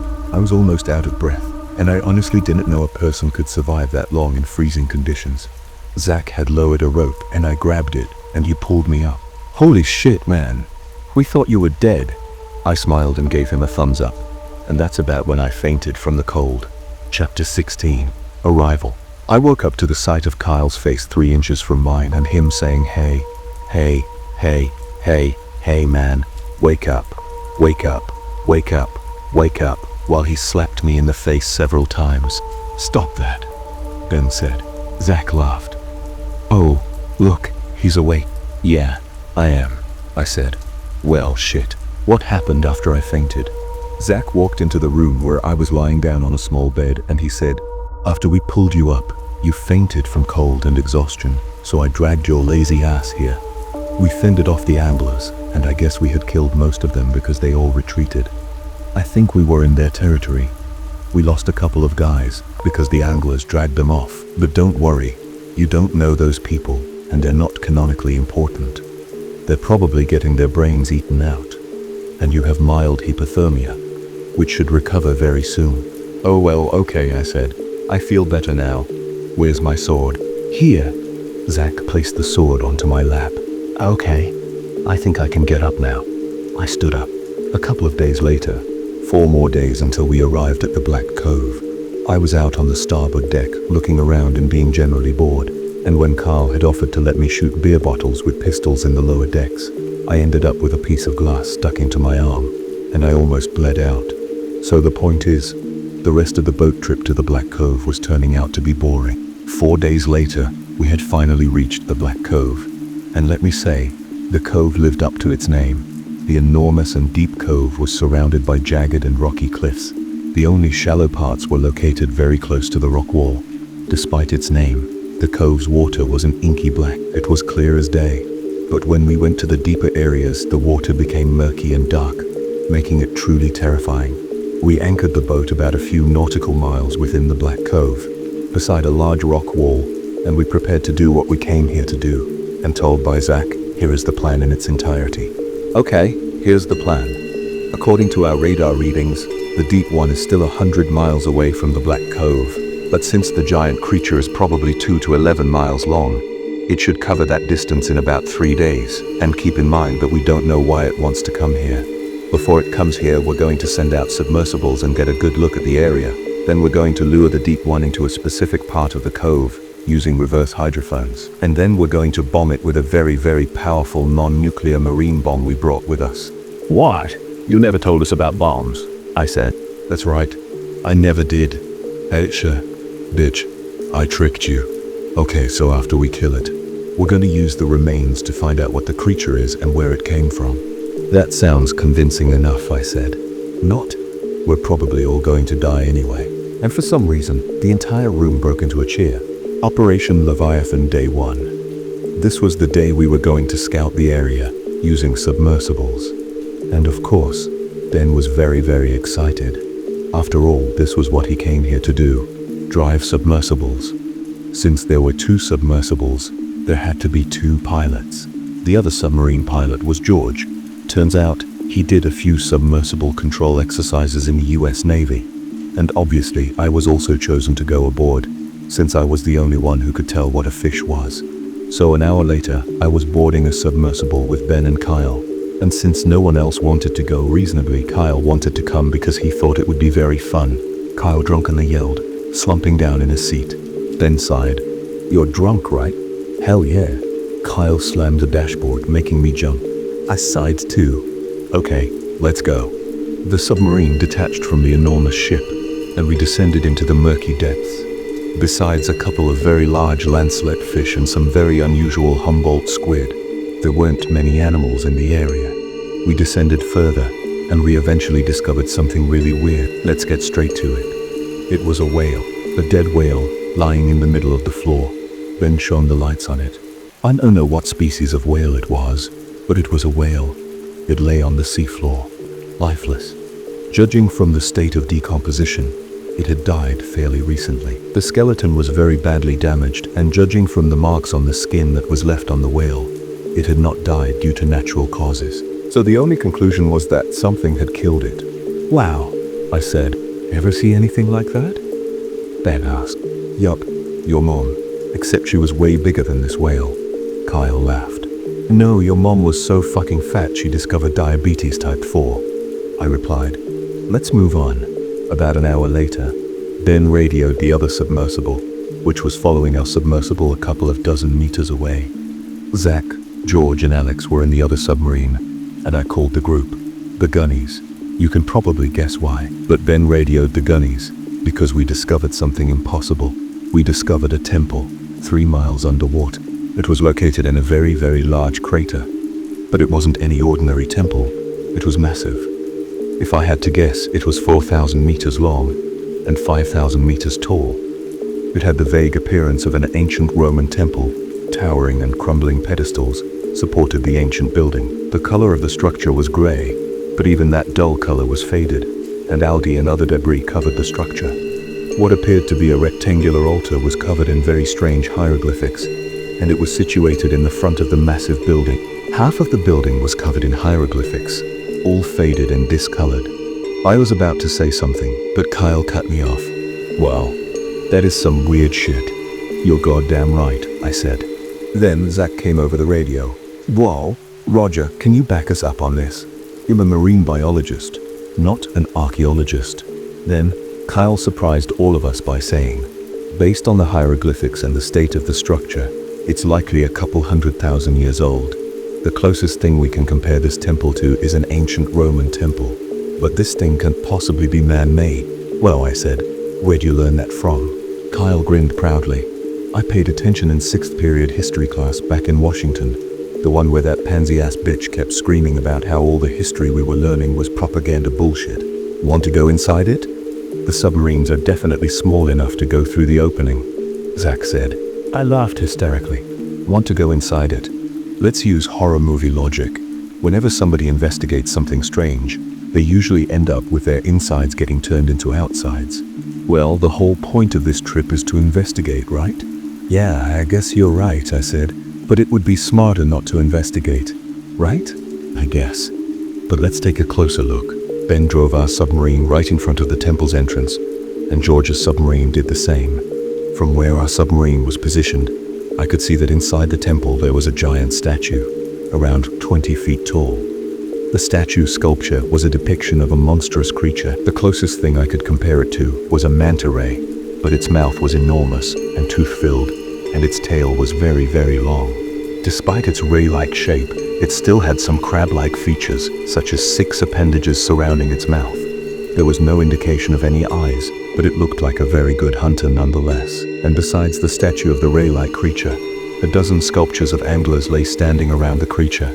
This meant 2 things. 1, the anglers were smart enough to make structures, and 2, they probably thought of this creature as a god, hence the reason they built the temple. One thought immediately entered my head. Holy crap, that thing is the Deep One. Hey Ben, can you radio Zach again? Sure dude. Yeah? Zach said. Do you see the statue? Yeah. Are you thinking what I'm thinking? Probably not. Never mind. Okay. Based on the location of the temple and statue, and based on how the Deep One is heading towards here, I think that statue is a statue of the Deep One. Makes sense. Now, at least we know what the Deep One looks like. An hour later, Zach called me up to the headquarters where he and Ben were waiting. What's up, dudes? I said, swinging the door open. Hey Ben, take a look at this, Zach said, pointing to the underwater sonar screen. The sonar showed a very large underwater rock formation 10 miles north of our location. It was long, and one part of the rock formation was much larger than the rest. It was 5 miles long, maybe longer. Interesting. I don't know what this is, Zach sighed. This object wasn't here yesterday. It was 60 miles away from us yesterday. Today, it's only 10 miles away from us. Are you saying that this weird rock thing is the Deep One? No. We can see the Deep One coming. He pointed at the sonar. It'll arrive in 1 day, Ben said. Zach nodded. Right. And I'm not saying that this object is the Deep One, but it's strange. Okay. But when will the Deep One arrive? 10 o'clock in the morning. Tomorrow. But what will we do today?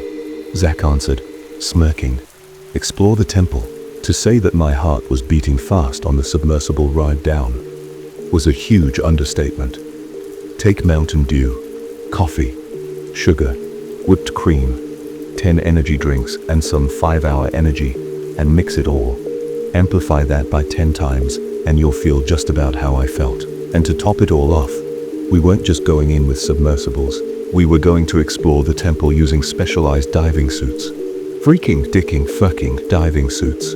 But George supplied us with specialized harpoons in case any monsters wanted to turn our insides and outsides. And to top it all off, the harpoons were tipped with a small explosive device that would instantly ignite if it hit an object with high force. Perfectly prepared, if you ask me. I'd seen Wendigos, giant deep-sea leviathans, and anglers, so I knew to be prepared when all kinds of shit wanted to kill you. When we arrived at the temple's entrance, Ben said the words I had been dreading. Alright, everyone gear up and prepare to dive. And to my dismay, Zach wouldn't be coming with us, so we didn't have a monster hunter to kick ass when the time came, which was almost always.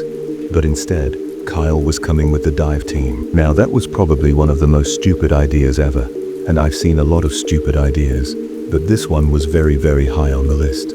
But because of all his days in the US Navy, he was a diving expert and he could shoot a harpoon with his eyes closed.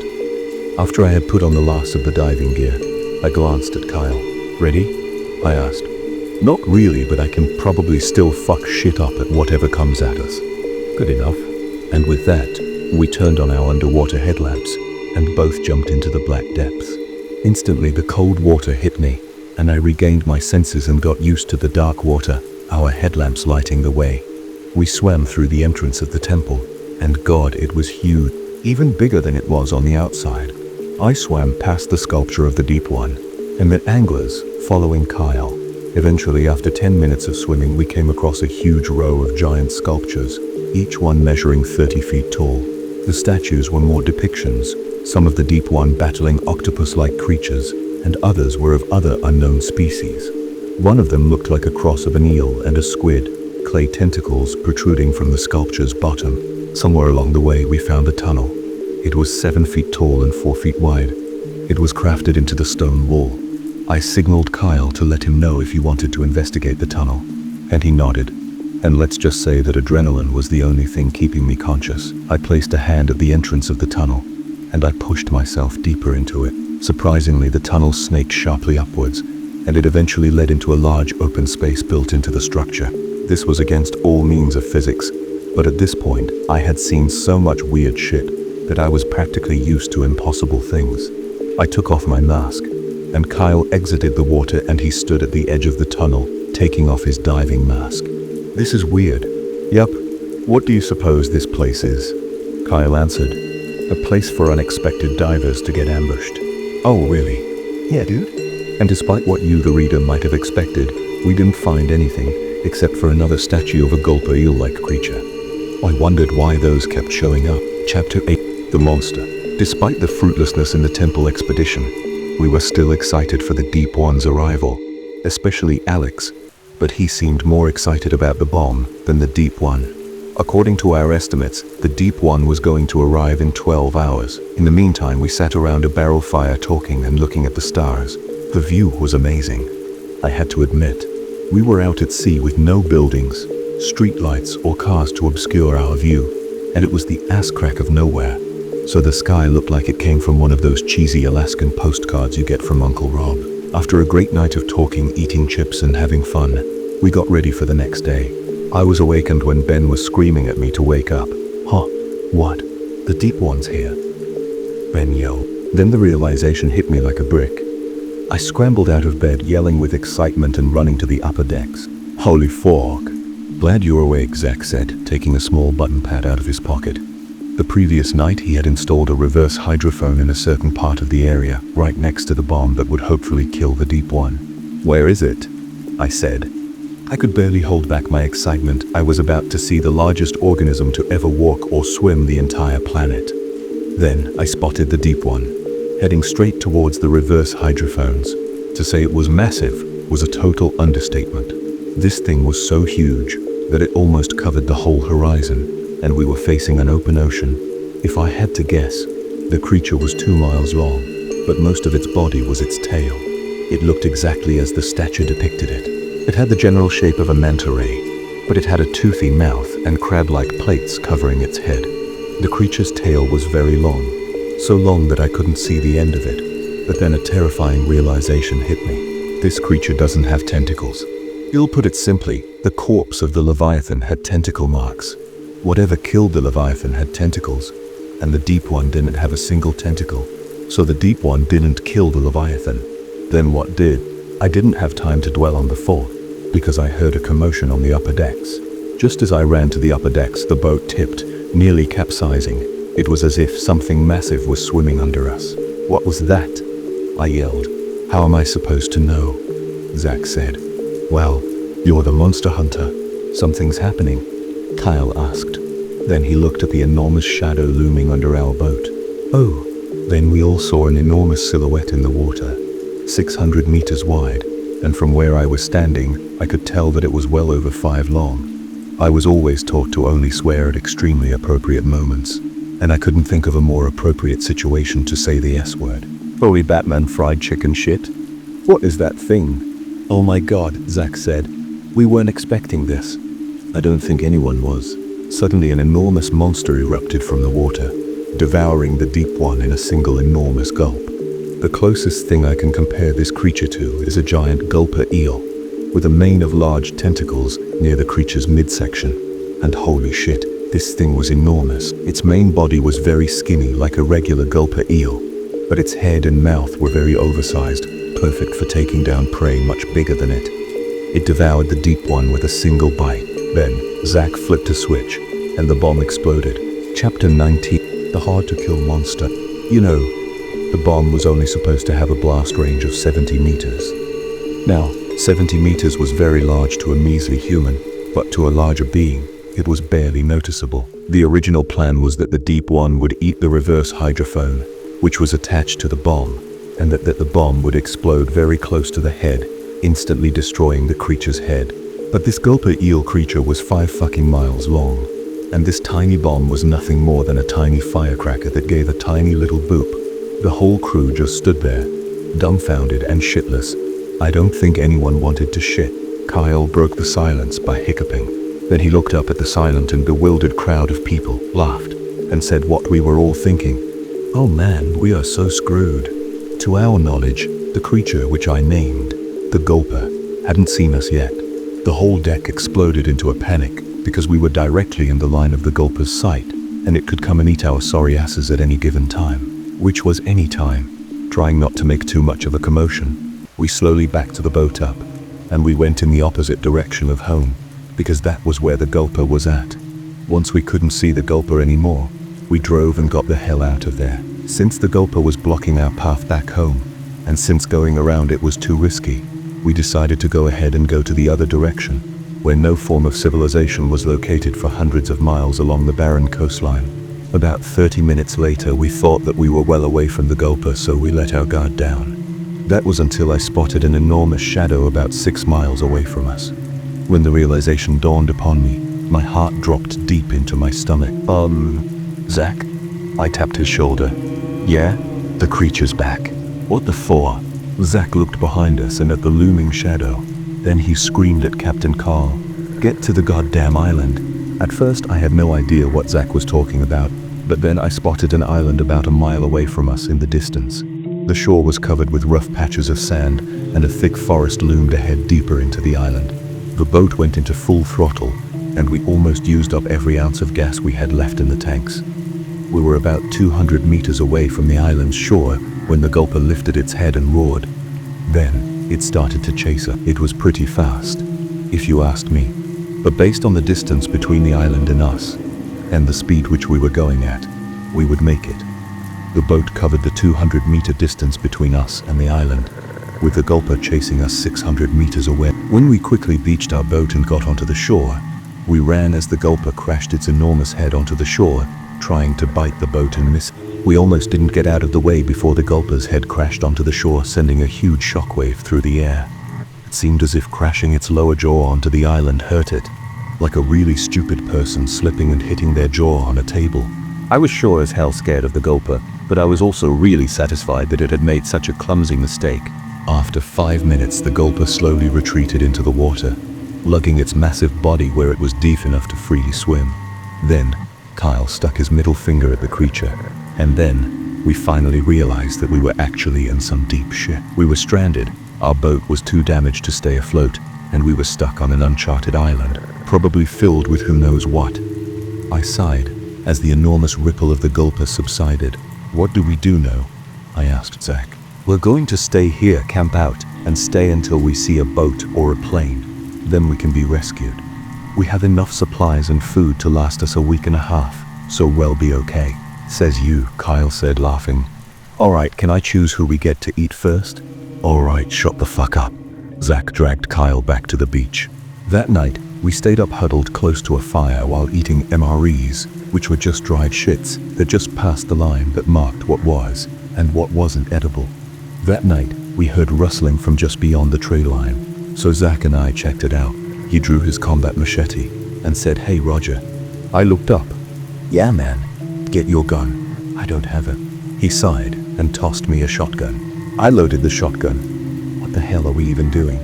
We're going to investigate that sound. It's annoying as hell. Oh my god, you'd be the first to die in a horror movie. I've hunted monsters for over a decade and I survived. Fair enough. And is this kind of thing going to happen all day? We just outran a 12-mile-long Gulper eel with tentacles. I turned to Kyle, who was annoying Ben.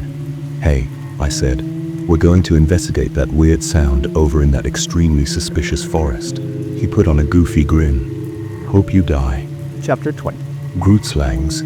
You know, investigating a random sound that probably belongs to the spawn of hell just because it's annoying as hell isn't the best decision. For all we knew, it could be a Wendigo. I turned on the flashlight on the barrel of my tactical shotgun. As we entered the thick brush, we went in deeper, to the point where we couldn't hear the group at the shore. The rustling noise was coming from the north, deeper into the thick brush. And let me just say, it was loud. It was as if a 2-ton elephant was jumping around in the forest, trying to make as much noise as possible. And all of a sudden we heard a loud screech that ran through the air. My heart dropped, and I looked at Zach. What the hell was that? He frowned. Sounds like a Groot slang. And with that, Zach walked forwards deeper into the brush. Zach, what the fuck is a Groot slang? Zach, I grumbled and sprinted forwards. We broke into a clearing, where Zach put his finger to his lips. He mouthed, "Be quiet." Out of nowhere, a giant, black snake-like creature burst out of the trees, lunging at me. It was about 25 feet long, and its mouth had 2 tusk-like fangs in front of dozens of needle-sharp teeth. It had no eyes, and its head was plated like a Dunkleosteus. I jumped out of the way while Zach slashed at the Groot slang's side with his machete. The creature turned and slithered towards me, while I grabbed the shotgun. I aimed for the head, as Zach always said, and I fired. Instantly, the Groot slang's head was reduced to nothing more than a bleeding stump. Zach walked up to me. "That is a Groot slang." I kicked the dead creature, making sure it was dead. Excuse my French, but what the fucking fuckity fuck is a Groot slang? Zach answered. It's an invasive cryptid that lives in forests and caves. It originated in South Africa, living in caves and underground tunnels. Poachers brought it to North America in 2009, mistaking it as an exotic species of boa. They thought they could sell in the illegal pet trade. They usually live in extremely remote areas, where most humans don't go. Okay, but you knew it was a Groot slang. Why did you come out here knowing that this thing could rip our heads off? Relax, Roger. I've killed Groot slangs before, Zach said, and I knew you would be too scared to come. So I lied and played dumb, and we killed it so we could eat it. Surprisingly, the Groot slang was very delicious. And after I was done raging at Zach for taking me out there and risking my life, I ate some fried snake monster. It tasted like a mix of steak and chicken, and it was way better than those disgusting MREs Zach had brought. And if you're wondering how we got the 900-pound Groot slang back to our camp, it took a lot of ropes, will, beer, and manpower. And Zach obviously just had to know how to fillet and cook a snake, so this was just a bigger version of a smaller one. By now we had brought all the supplies from the boat onto shore, so we were relaxed, sitting around a campfire eating a prehistoric snake monster. "When do you think help will come?" Kyle asked. I replied, "Who knows? This isn't a route most sailors and fishermen take." "Okay. That's real cheery," Kyle said. "But actually, what are we going to do until someone comes here and picks us up?" "Survive, I guess," I said. "That's boring. This is kind of like summer camp and camping. Except there's a bunch of giant snake monsters around, and we could die at any moment. And there are no kids here. Hey guys, hide the kids from Phil." "I guess you're right," I said. And with that, we all called it a night, and we went into the beached boat, sleeping in the lower decks. "Hey man," Ben was standing in front of my bed. "Rise and shine. Everyone's outside. We all thought you died." "Are you serious?" I asked. "No one would care if you died anyway." Ben broke into a fit of laughter. I stood up, walked outside, and stretched. It was a bright and sunny day, with not a single cloud in sight. On a regular day, this would have been a good thing, but now this meant sunburns and sweat. I walked down the ramp, looking around at the large camp. It was big now. The team had made several fire pits, tents, and shelters scattered along the shore. Zach told me that since I had killed the Groot slang so easily, I might be useful in what he called the expedition. Zach, George, Kyle, Ben, and I would go into the forest, exploring and searching for any possible threats. I didn't want to go, but Zach just slapped me on the back and said, "Make yourself useful." So somewhere in the afternoon, I found myself hacking away at trees and brush, using my tactical katana machete hybrid. "This is starting to get boring," I said.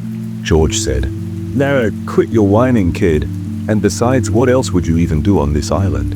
It's boring as hell and only goddamn coconuts to scream at." I laughed. "Yeah, hey, but at least we found out what killed the Leviathan," Ben said. "It's been a long ride, right?" "Yeah," I said. "That too." And Kyle said, "Eat shit," to the weird gulper eel creature. Then he punched it and flipped it off. Also, why do you think the gulper eel creature wasn't discovered? I mean, planes and boats would have seen it. This made me stop swinging my sword. Ben was right. The gulper, which was such an enormous reaches, would have had to have been discovered by now. It was huge, and "Hey Ben," I said, "you think the government is trying to keep the gulper's existence a secret? I mean, that would explain all those government agents who come here all the time." "Yeah," said Ben. That would explain a lot of things. We kept on walking until we eventually came across a large clearing. It was about 50 feet in diameter, but the strangest part was that there were several very old tents laying around, and old skeletons strewn about. And these were real human skeletons, but some of the skeletons were missing limbs as if something had ripped them off. And the worst part was that there was a massive and very deep hole in the center of the clearing. Oh shit, someone's been hit. Zach? Yeah? You're seeing this, right? Yes, Zach said. You're thinking of investigating, right? Also yes. Alright, fuck no. Then, we all heard a dick-chilling roar come from deep inside the hole. Then, the sound of something massive crawling up the tunnel and towards us. And this wasn't a Groot slang. I'd heard what a Groot slang's roar sounded like, and it sure as hell didn't match the roar of whatever creepy shit was down there. And with that, I turned around and noped the fuck out of there. Chapter 21. Rescue. Now, I was sure that Zach would be pissed off, but when you see an abandoned campsite with bodies and a giant hole in the ground, and then when you hear a roar come from an underground tunnel, your responsibility at that point is to GTFO. In no time, the others caught up to me, and as if this kind of thing had happened before, Zach muttered, "Not again." Kyle caught up to me and said, "Dude, the hell was that?" "I don't know. Where's Ben?" "Oh, he's coming." "Should we GTFO?" In case you're wondering, GTFO means get the fuck out. A thing we all should have done a really long time ago. "Yeah," I replied, turning to see Ben, George and Zach running just behind us. "Go," Zach yelled. And so we did. We went so fast that the 20-minute walk suddenly turned into a 5-minute full-out sprint. The whole time I heard something rustling behind Zach, but I tried to focus on running. Somewhere along the way the rustling stopped, so we assumed that whatever was pursuing us was gone. We all stopped, catching our breath and gasping our lungs out. "What the bloody hell was that?" said George in his British accent. Yes, he's British. We're not in bloody England. Geez, I bloody thought you were bloody smarter than that. Kyle scoffed. "Guys," I said, "what was that?" "I don't know," Zach said. "It's not a Groot slang." "Then, we should just stay away from that place. Why investigate? That's what kills people." "Yeah, you're right." About an hour later, I was back on the beach cutting tree limbs and having fun being bored as hell.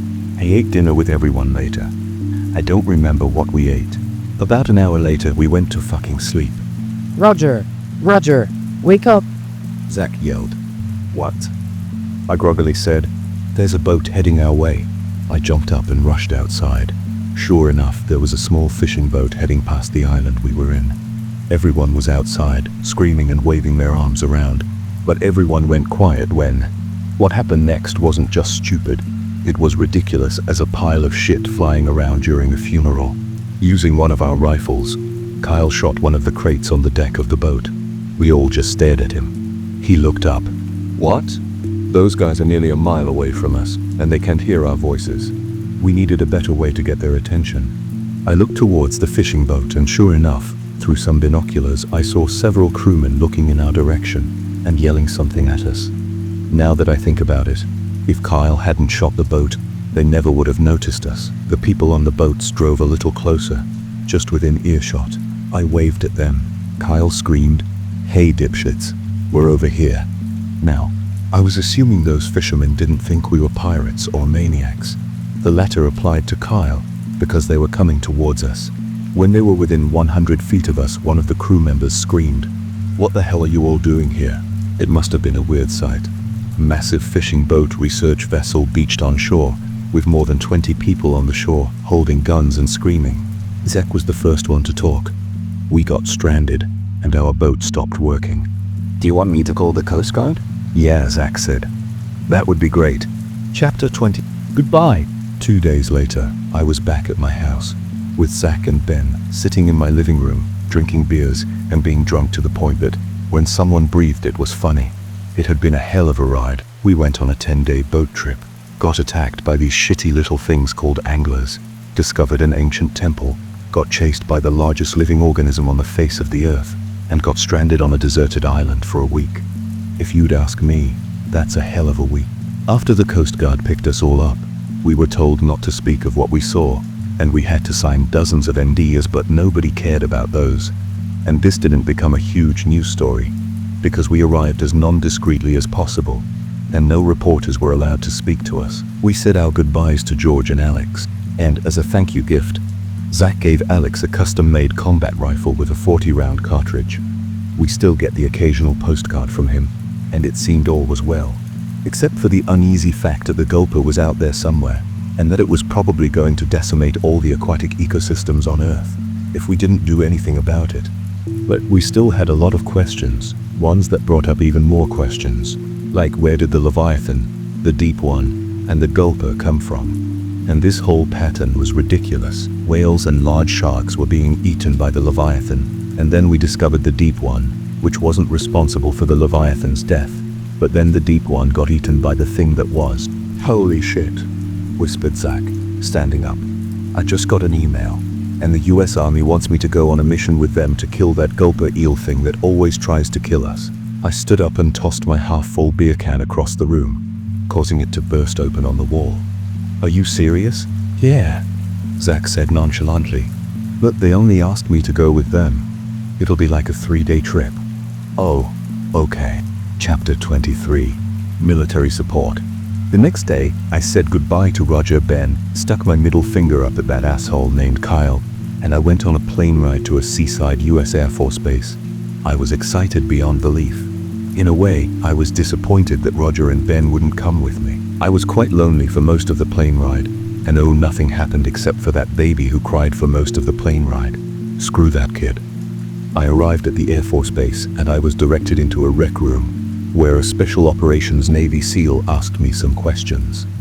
His name was Jonah. He was Australian, 6.5 feet tall, bald, covered in tattoos, and built like Stone Cold Steve Austin on steroids. And he was also the kind of guy who could probably twist your head off like a fucking Barbie doll. But the joke's on him because I was still an inch taller than him. Okay, Jonah sighed. What exactly happened on your expedition? It's just like I told you before. We searched for a giant aquatic superorganism a couple of miles offshore. But it turns out that creature wasn't the apex predator, but what was the apex predator chased us to a deserted island. And we stayed there for about a week until some fishermen passing by found us. Then the Coast Guard picked us all up. Then I got an email from you guys. And now I'm here. Come on. All this sounds like the plot for a cheesy deep-sea thriller novel. That's what this is, I said. And also, I thought you knew what happened. You guys are the military, right? You guys know everything. Jonah gave me a confused look. No, not everything. Well, shit, I said. That just makes this even more confusing. Well, anyways, what I just said was the accurate and true version of what happened. Are you happy now? Yeah. And you'll have to sign these. He handed me a stack of papers. What the hell are these? I asked. NDA papers. This is just so we make sure we can keep our secrets. You said that you guys didn't know as much as we did, I said. Just don't ask any more questions. Alright. Thanks, Jonah. After some time learning what to and not to do at a military base, I was told what the plan was. The oversimplified explanation of what the military was going to do is this. They were going to take a couple of small naval battleships and a few fighter jets, and go to the area where the gulper was last spotted. The naval battleships would trace the exact location of the gulper eel thing, and when it was found, the jets would engage, dropping multiple bombs on different parts of the gulper. So, since the midsection area of the gulper was very thin, just like a normal gulper eel about 50 meters in diameter, they were hoping that a well-placed bomb drop could sever the gulper's body, killing it. It seemed like a dumb plan, but a dumb plan that would work. But another interesting aspect of the mission was the jets. The pilots and I were going to fly. They were fucking Northrop Grumman B-2 Spirit fighter jets. In case you don't know what I'm talking about, B-Spirit fighter jets are the newest, quietest, deadliest, fastest and most powerful jets yet. They looked like actual modern UFOs. And for over 2 decades, B-2 Spirit fighter jets have been unstoppable. But these jets were designed to carry and drop ballistic missiles and nuclear weapons, and we just weren't aiming for that kind of damage. So the jets would be carrying smaller bombs, not big enough to destroy New York, but big enough to decimate 10 entire townhouses. So the bombs were pretty big. Turns out, it was so fucking cramped in those jets. Like, I couldn't even move my legs. It was that cramped. No space. Not at all. So from a US Air Force base, we took off into the skies. We went high, really high, with several F-15E Strike Eagle jets following us. We dropped down closer to the sea's surface. When the naval ships had spotted the gulper eel thing, or the gulper as Roger calls it, it was 60 nautical miles offshore, somewhere in the middle of the Atlantic Ocean. This thing moved fast, but given the absolute speed of the Northrop Grumman B-2 Spirit fighter jet, we closed that distance in no time. The pilot of the jet said, "Hold on to something," and before I could say anything else, I felt the jet take a steep drop, and the weightlessness in my stomach. Now, given the fact that this guy was even piloting a Northrop Grumman B-2 Spirit fighter jet, I never really got his name, so I'm just going to call him Guy. He probably had driven this jet 100 times before, but I had never been on any aircraft of this speed and class, so I just about almost threw up right there in the passenger seat. But luckily, that never happened. When the jet slowed to a more manageable speed and I could finally breathe again, I looked outside and I saw the one and only gulper. Even though I couldn't see the gulper's head, the hump of its body protruding from the ocean surface was also pretty big.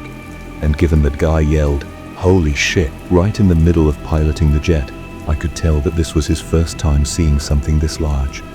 I, however, had seen this oversized gulper eel way more than I wanted, so I wasn't as fazed as Guy when the gulper came into view. My heart just about stopped when Guy said, "Target locked. Get ready to fire." As the jet flew right over the gulper eel creature, the bomb hatch on the underside of the jet opened, and 2 small bombs dropped onto the gulper. It screeched and lifted its enormous head, sending enormous waves along the ocean's surface. That didn't fucking do anything. I yelled at Guy. Guy shook his head and steered the jet back above the gulper. No, those bombs were just to get its attention. Now, these are the real bombs. Guy pressed several buttons, and a barrage of bombs hit the gulper as we flew the hell out of there. There was an earth-shattering boom as the bombs exploded all over the gulper. Holy shit, I thought. The jet stopped, turned around again, and we saw what was left of the gulper. It was blown up to shreds, half its skull missing, if it even had one. The jets bombed and destroyed the rest of the remains, and we headed back to the Air Force Base. Zach, true to his words, Zach came back in about 3 days. The only thing he said was that the military had taken care of things. He was very vague about what he did on the mission, but I guess he probably worked with some black ops organization dedicated to bombing large things, probably North Korea, to bomb the shit out of the gulper. And now, it was all over. Completely over. The Leviathan's killer was found. We accidentally discovered what we thought killed the Leviathan, the deep one, and then we found the thing that actually killed the Leviathan, and we got stranded on a... Never mind, you already know what happened. That's all history. So anyway, everything was completely over. But since this is only half over, you, the reader, would think that everything is not over. And sadly, you're not wrong. 1 week later, Kyle, former asshole and new roommate, rushed in the door after going to the convenience store after going to buy some beer and cigars. He was sweating and his face was pale, but the strangest thing was that he didn't get any beer. "Oh, hey man, what's wrong?" I asked. "A lot of things. But remember when I said some dumbass old man hired me to steal the skin samples?" Yeah, I said. his goons are back. Remember, his name is Lawrence. His fucking goons are back. I was at Earl's convenience store, and 2 weird guys jumped out of black SUVs holding knives and tried to jump me. Earl came out with a huge fucking shotgun and scared the shit out of the goons, and I ran off. "Are you sure that those guys were his goons?" Yeah, Kyle replied. "They said Lawrence needs to speak to you, and they tried to kidnap me." payback. "Who's Lawrence?" I asked. The guy who wanted me to steal the skin samples. You know, the poacher scientist dude. "Oh, well, I guess it's all okay. They probably didn't follow you, so I guess we're okay." Shit. "Get down," Kyle said. What? I asked, confused. "They're back." Holy shit. They found me. "Damn, those kids are totally in love with you," I said. I looked outside, and sure enough, a black pickup truck and an SUV had pulled up in front of my driveway. In other words, we were fucked. "Get the bat," I said. "What?" "The baseball bat," I told him. "The one you left here." "Oh." Kyle reached over and pulled the baseball bat out of the umbrella rack. I grabbed a beer bottle Kyle left lying around. I was about to tell Kyle to wait for those guys to come inside and then to ambush them, but then I saw one of the goons step out of his pickup truck. He was 6'5", with a handlebar mustache and a leather jacket and sunglasses, and he had a fucking pistol in his right hand and a plastic bag in the other. These guys were either going to kidnap or torture us. 5 other goons stepped out of the cars holding brass knuckles and broken beer bottles. Holy shit, I said. Those fucking clowns have guns. You know what? Never mind. Let's just hide upstairs. Kyle lowered his bat and stopped smiling. I was kind of hoping for a fight.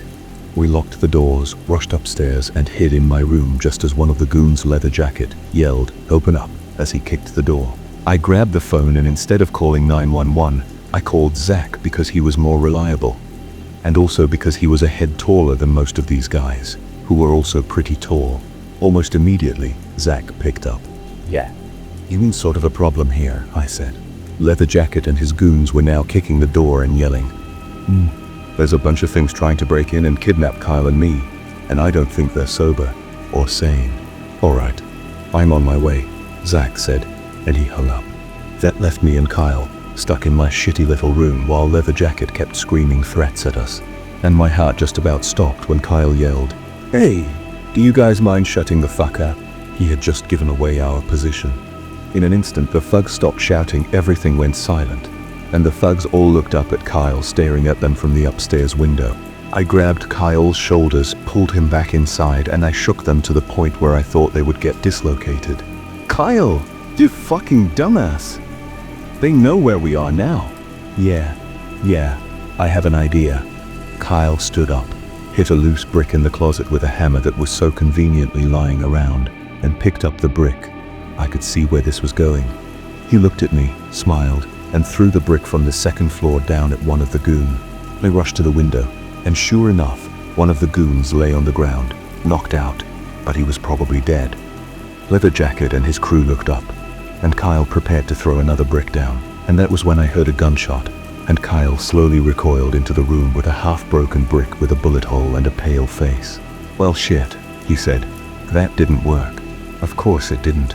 Right then, the goons broke into the house, yelling and smashing things. And also right then, large, shiny 4x4 pickup truck pulled into my driveway. Zach. Chapter 25. Back up. Zach walked out of his truck holding a metal baseball bat. He silently walked into the house, tapped Leather Jacket's shoulder, and when he turned around, Zach swung his bat right at his face. Before Leather Jacket could scream something like, "Oh shit," he was on the floor, unconscious and with a newly broken nose. One down. The 5 other goons turned around and seeing their leader bleeding and unconscious, they all ran, charging at Zach. One of the thugs took out a small revolver, pointed it at Zach, and yelled something. But Zach grabbed his wrist, twisting it, and the gun fell out of the goon's hand. Then, Zach kneed him in the stomach and kicked him across the room. 2 down, I thought. 4 left to go. But from behind, one of the goons smashed a chair on Zach's back. The goon raised his arm, and he brought it down on Zach's back. "Shit," Zach yelled out. He whirled, grabbed the man's arm, and turned him around, using the goon's own body as a shield to take several kicks and punches from the remaining goons. Wannabe gangsters, discount mafia bosses, thugs, shitheads, whatever you want to call them. Zach grabbed his baseball bats, and they kindly spent the rest of the afternoon disciplining the wannabe gangsters in his polite way, which consisted of punching, kicking, and swinging their baseball bats at the remaining thugs until they were nothing more than a large pile of ass-beaten bodies. Once Zach and Ben were done, Ben sat on the couch while Zach walked upstairs and swung open my bedroom door. "Alright, please tell me more in depth why I had to save your sorry asses." Surprisingly, other than the small bruise on his back, Zach had gotten out of the whole ordeal relatively unharmed. "Alright," he continued. "Please get homeless drunk guy out of here. I don't trust him." Kyle scoffed. "Kiss my ass." "Kyle," I said in a stern voice, "you know I can evict your fat ass."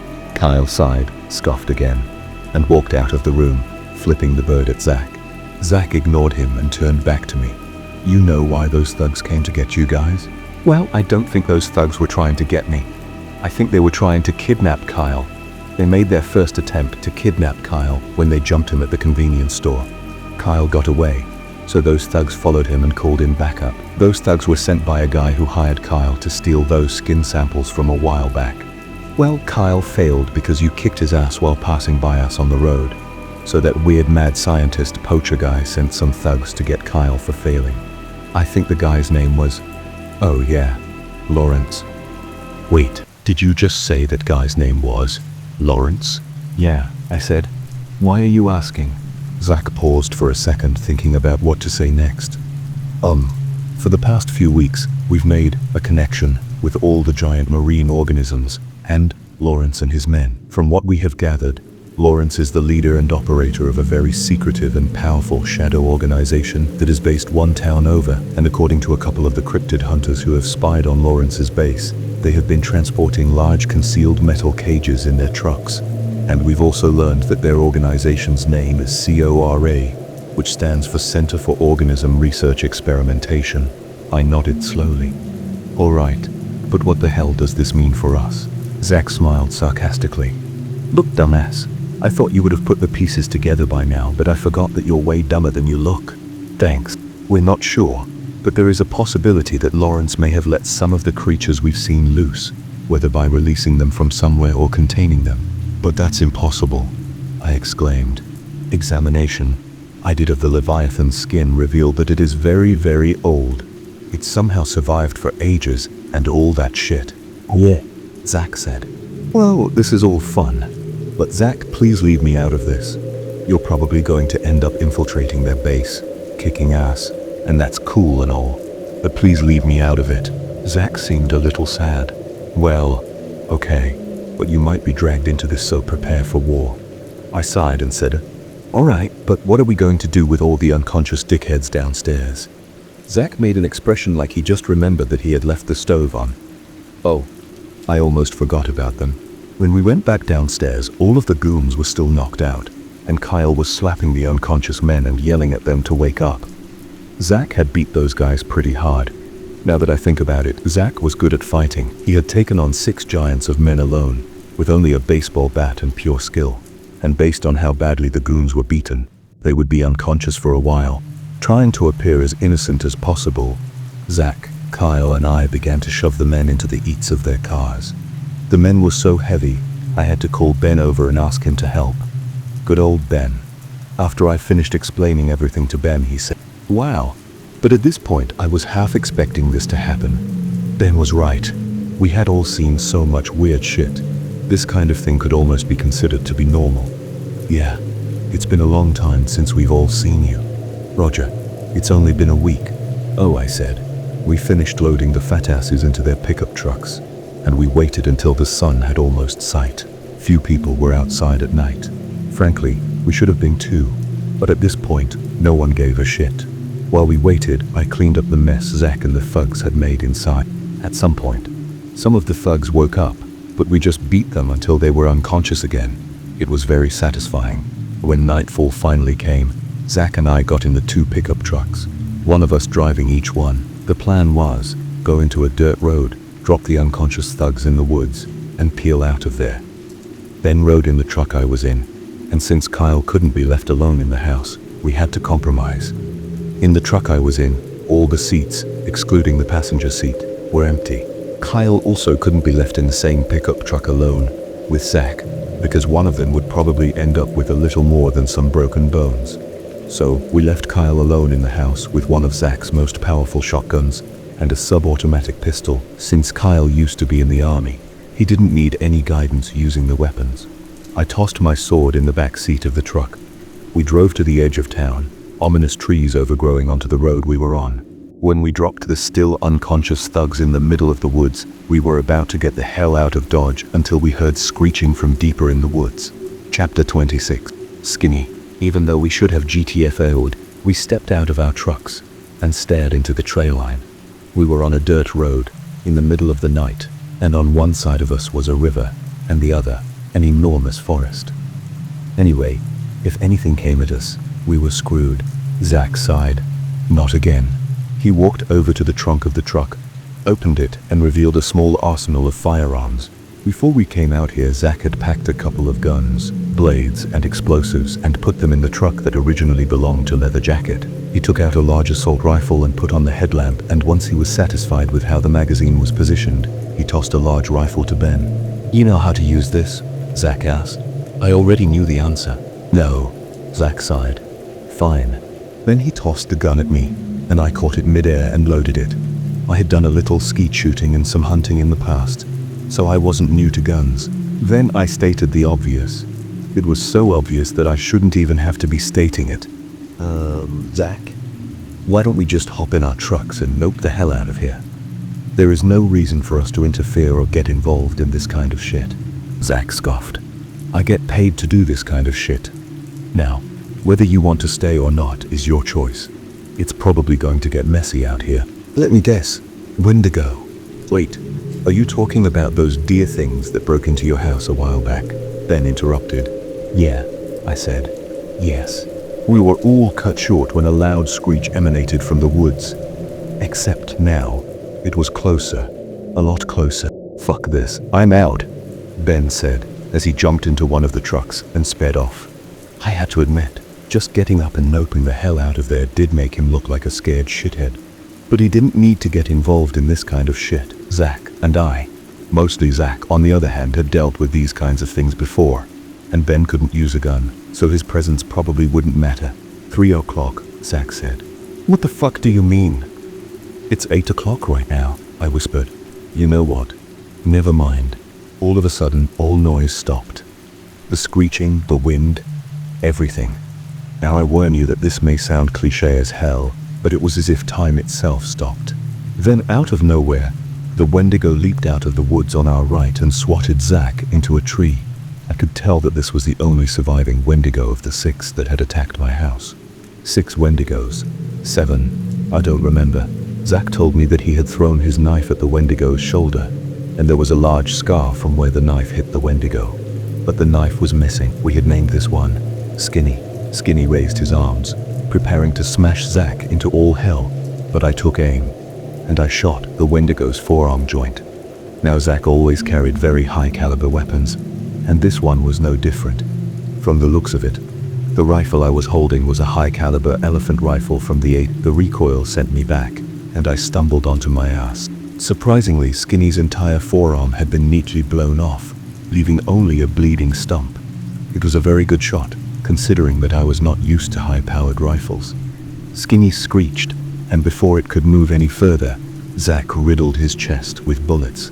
Skinny screeched, and he ran off into the woods, holding his bleeding stump with his good arm.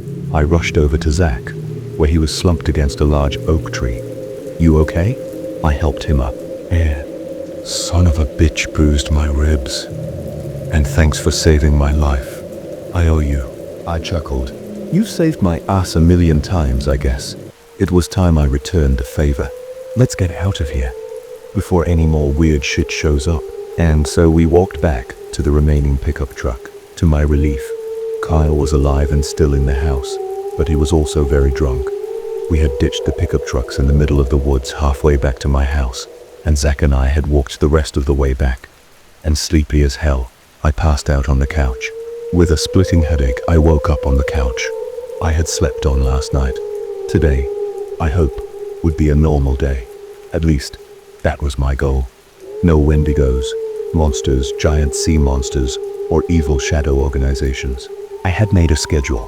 9:00, wake up, make coffee, and eat a shitty breakfast. 9:50, hide all the beer Kyle bought from Kyle, and practice with my sword. 10:30, heading to town, buy groceries, and get a nice shotgun, because too much weird shit shows up way too often. 3:00, head to Zach's house to practice with my new gun, and look around the property. 5:00, go back home, take a nap, and have the rest of the weekend to myself. For the most part, I followed the routine without any problems. The morning part went by fine. I woke up, practiced with my sword, and headed into town. The town consisted of 5 streets connecting into several intersections, movie theaters, stores, and a grocery store lining the roadsides beside the sidewalk. This particular day was pretty bright, so a lot of people were outside, and more the people, more the aggressive attitude. Another thing I may have neglected to mention is the details of the townsfolk. Most of the people are what you would call rednecks. About 70% of the townsfolk are either hunters, outdoorsmen, or fishermen, and the other 30% consists of naked crab-walking crackheads who need water fountains to wipe their asses in. And I guess I fell into the first category. I went to the next location of my routine, Earl's Convenience. Now, considering that I was a local at Earl's Convenience, I had been away for a long time. But I guess I was busy fighting monsters and doing a bunch of other insane stuff I would have laughed my ass off hearing about 2 months ago. So I guess Earl was surprised when he saw me walk into the store wearing nothing but clothes and a smile. "Roger, I was starting to think you were dead." I stopped and laughed. "Yeah, I get that a lot. Where have you been?" I was expecting this kind of question, so I came prepared. I was chasing a giant sea monster for the last month. And I also got stranded on a deserted island. And I may have killed a giant elephant snake somewhere along the way. But the truth was way too crazy to be taken seriously. So I didn't expect what Earl said next. "Wait, what did you just say at the end there?" I was still standing in front of the cashier desk holding my groceries and an energy drink. That I was busy running away from giant zombie deer. Earl stopped for a moment. "You've seen it too. Holy shit. You're not crazy." Okay, for the last few days, something that looked like a deer has been crossing my backyard. And sometimes it opens its mouth and it makes sounds like a fucking crying baby. Last night, I saw it again, but it looked like it was running away from something. And it had all these bullet holes all over its body. And one of its forearms was ripped off. It looked like someone had shot with an assault rifle and then shot it right in the joint with an elephant rifle or something. I couldn't believe how unawarely accurate Earl was of the specifics of what had happened the previous night when Zach and I had battled the Wendigo we had named Skinny. "Oh yeah," I muttered. "That might have been me." "What?" Earl asked. Nothing. Never mind." "So," Earl said, "have you seen anything like this? I know this town is pumped full of weird shit, but this is the first time I've seen a Wendigo. And the weirdest part is that someone shot it. Have any idea what's going on?" "No," I lied. Then I paid for my groceries and left. Chapter 27. School lockdown. Before I could finish my routine list, I somehow got dragged into one of Zach's everyday jobs. Just after I had left the convenience store and got in my car, I received a call from Zach. "Hello?" "Roger, get the hell over to my house. Now, we need to leave." "Why? Can't I at least finish getting my groceries?" "No," Zach said. "One of my contacts in Washington just spotted Lawrence, that weird-ass scientist mafia king, all the way in Washington, going to a high school called Algoma High on lockdown in a rural city in the middle of fucking nowhere. And from the looks of it, something fishy is going on in there. Maybe he's just a molester." I laughed. Then I realized something. My brother's son and my nephew, Christopher, attended that school. I had never actually been to that school, but from what Christopher said at family reunions, that place was a gangster shitstorm. "Wait, my nephew goes to that fucking school. Why aren't the police doing anything?" I asked.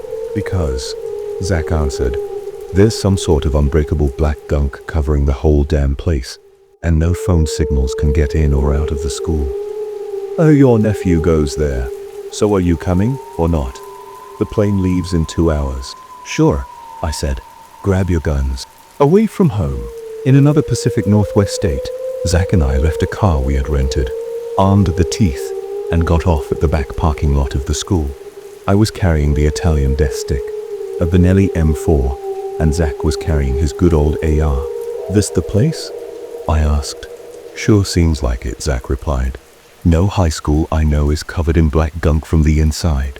Zach was right. The school was fairly large and had 3 floors, with an old sign that read Algoma High nailed above the door. Some kind of thick and gooey black gunk was completely covering the inside of the doors and windows, blocking off all exits and entries. But we had all the firepower needed to no doubt be able to break through the black gunk. Zach reached into the trunk of the pickup truck and pulled out a cold steel battering ram, then smashed the door a couple of times. When that didn't work, he asked me for my shotgun. "Cover your ears," he said. Zach pressed the muzzle of the gun against the hinges of the door, then fired. He did the same with all the rusted hinges and the doorknob. The door fell outward on its own, revealing a thick wall of the black gunk tightly sewn together to form some kind of wall blocking us from getting inside. When shooting through the wall of black gunk didn't work, I poured an entire bucket of gasoline on it, then set it on fire. The fire surprisingly destroyed the black gunk like magic, and we loaded our guns and stepped into the school, which was surprisingly lit up by the hallway lights. We kept the door open for a quick getaway, then walked into one of the main hallways branching deeper into the eerily empty school. I silently opened one of the classroom doors, and to my utter surprise, I saw an angler in the classroom, dragging a bleeding teenager out of the classroom. It dropped the kid and screeched, but Zach and I put a quick end to it with lead and paint. Anglers? I yelled. How in the living hell are they out here? We're 100 miles from the ocean. Remember what I said? Zach asked, checking his magazine. There are marine underground cave systems that lead from the ocean and branch out into dry land, with underground lakes and deep streams. There must be some kind of underground cave underneath this school. Watch out. There's probably more than one angler in this school. I nodded and continued walking down the classroom. After clearing the hallway and classrooms that were somehow empty of all kids, we ended up in the cafeteria.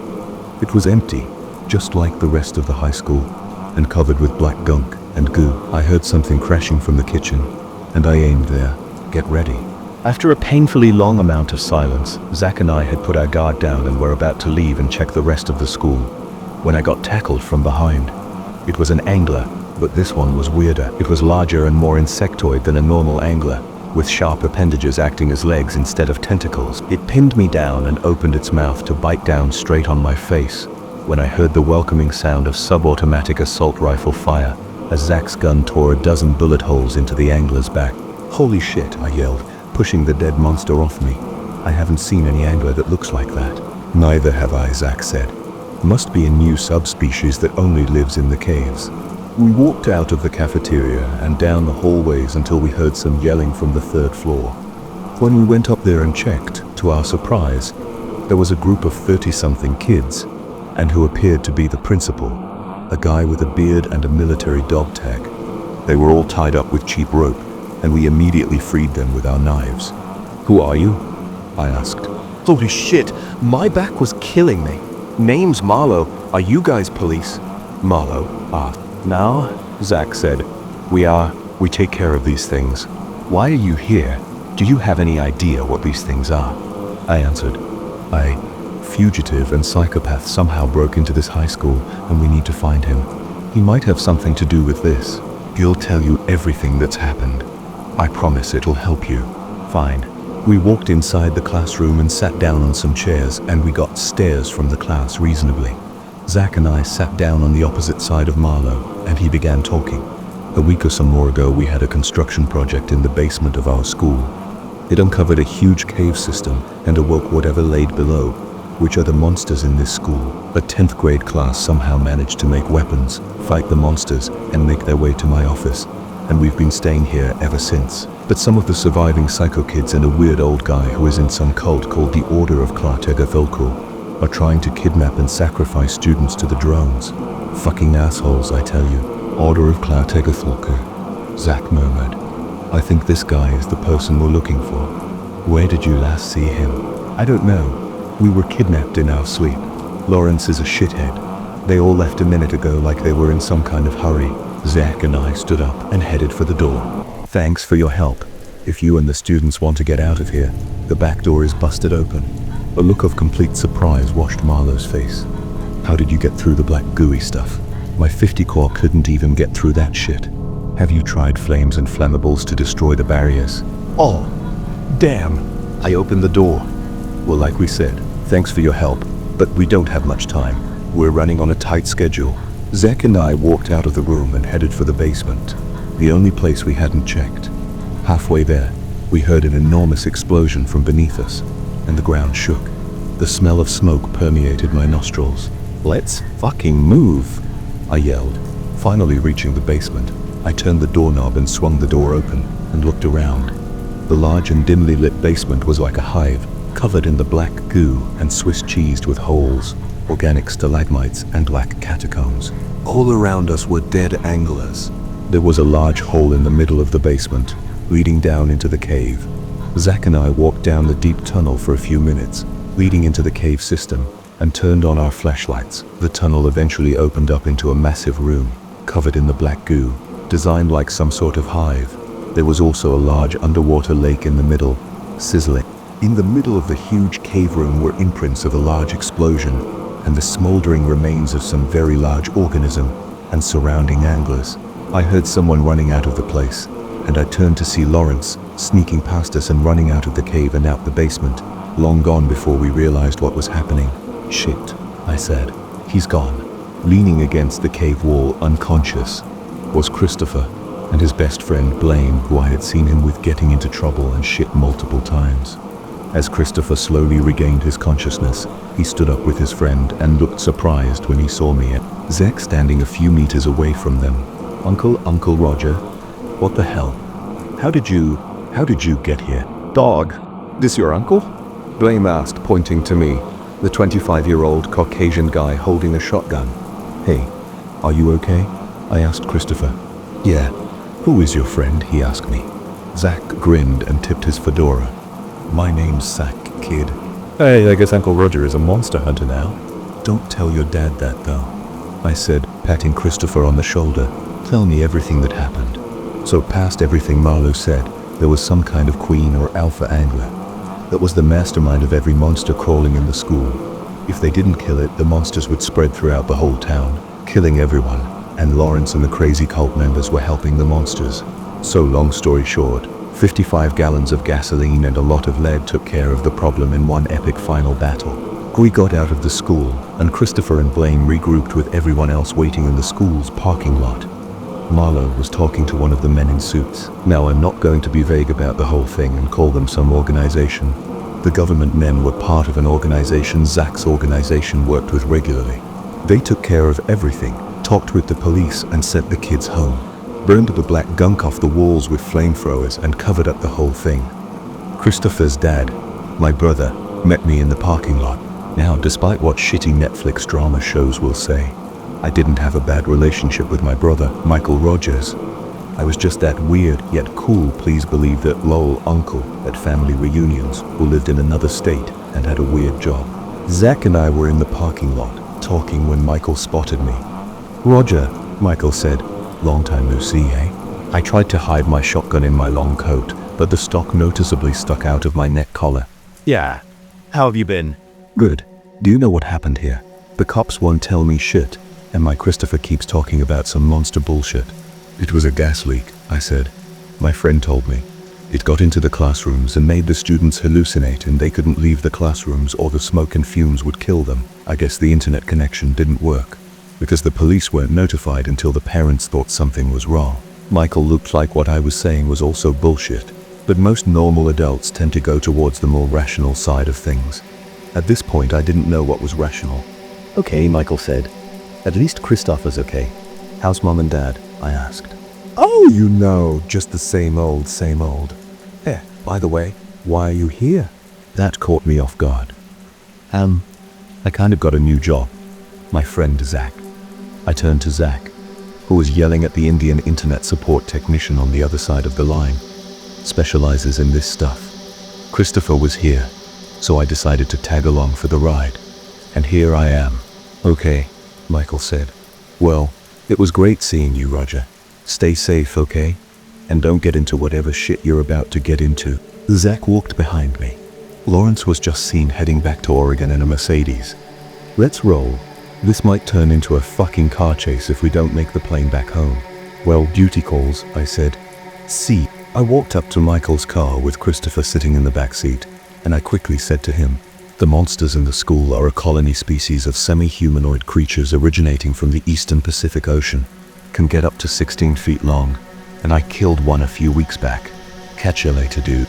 Before Christopher could ask some more stupid-ass shit questions, I quickly slammed the car door shut and hopped in Zach's rented car as Michael gave me a look. "What the hell was that?" he asked. As we drove away to the airport, I called out, "You'll never know." Chapter 28. Gun shopping. After the ordeal and the mismatched family reunion, we were back in Oregon, in our little seaside town. I was back in my car, determined to finish what I started, the routine. I smiled as I checked off groceries on my list.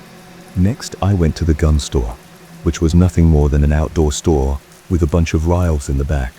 The store itself was mostly messy, tents, fishing rods, and hunting gear lining the walls and floor. The cashier was a man in his early 30s who was wearing an orange trucker cap, and he was decked out in full camo. The man sighed and looked up, where I stood on the other side of the counter. "Can I help you?" I smiled that cheesy smile that makes people want to beat the shit out of me and said, "Actually, you can. You guys got any?" I looked at the piece of paper where I had written, "Pump Action Mossberg 500 Shotgun," with a Sharpie.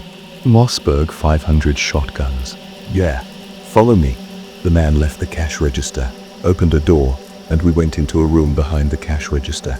The room was large, and honestly, I was expecting something like the gun shopping scene from John Wick, Chapter 2, but the reality is often disappointing. The room was like the interior of a normal garage, except about 1 million guns and crossbows were hanging from a wall.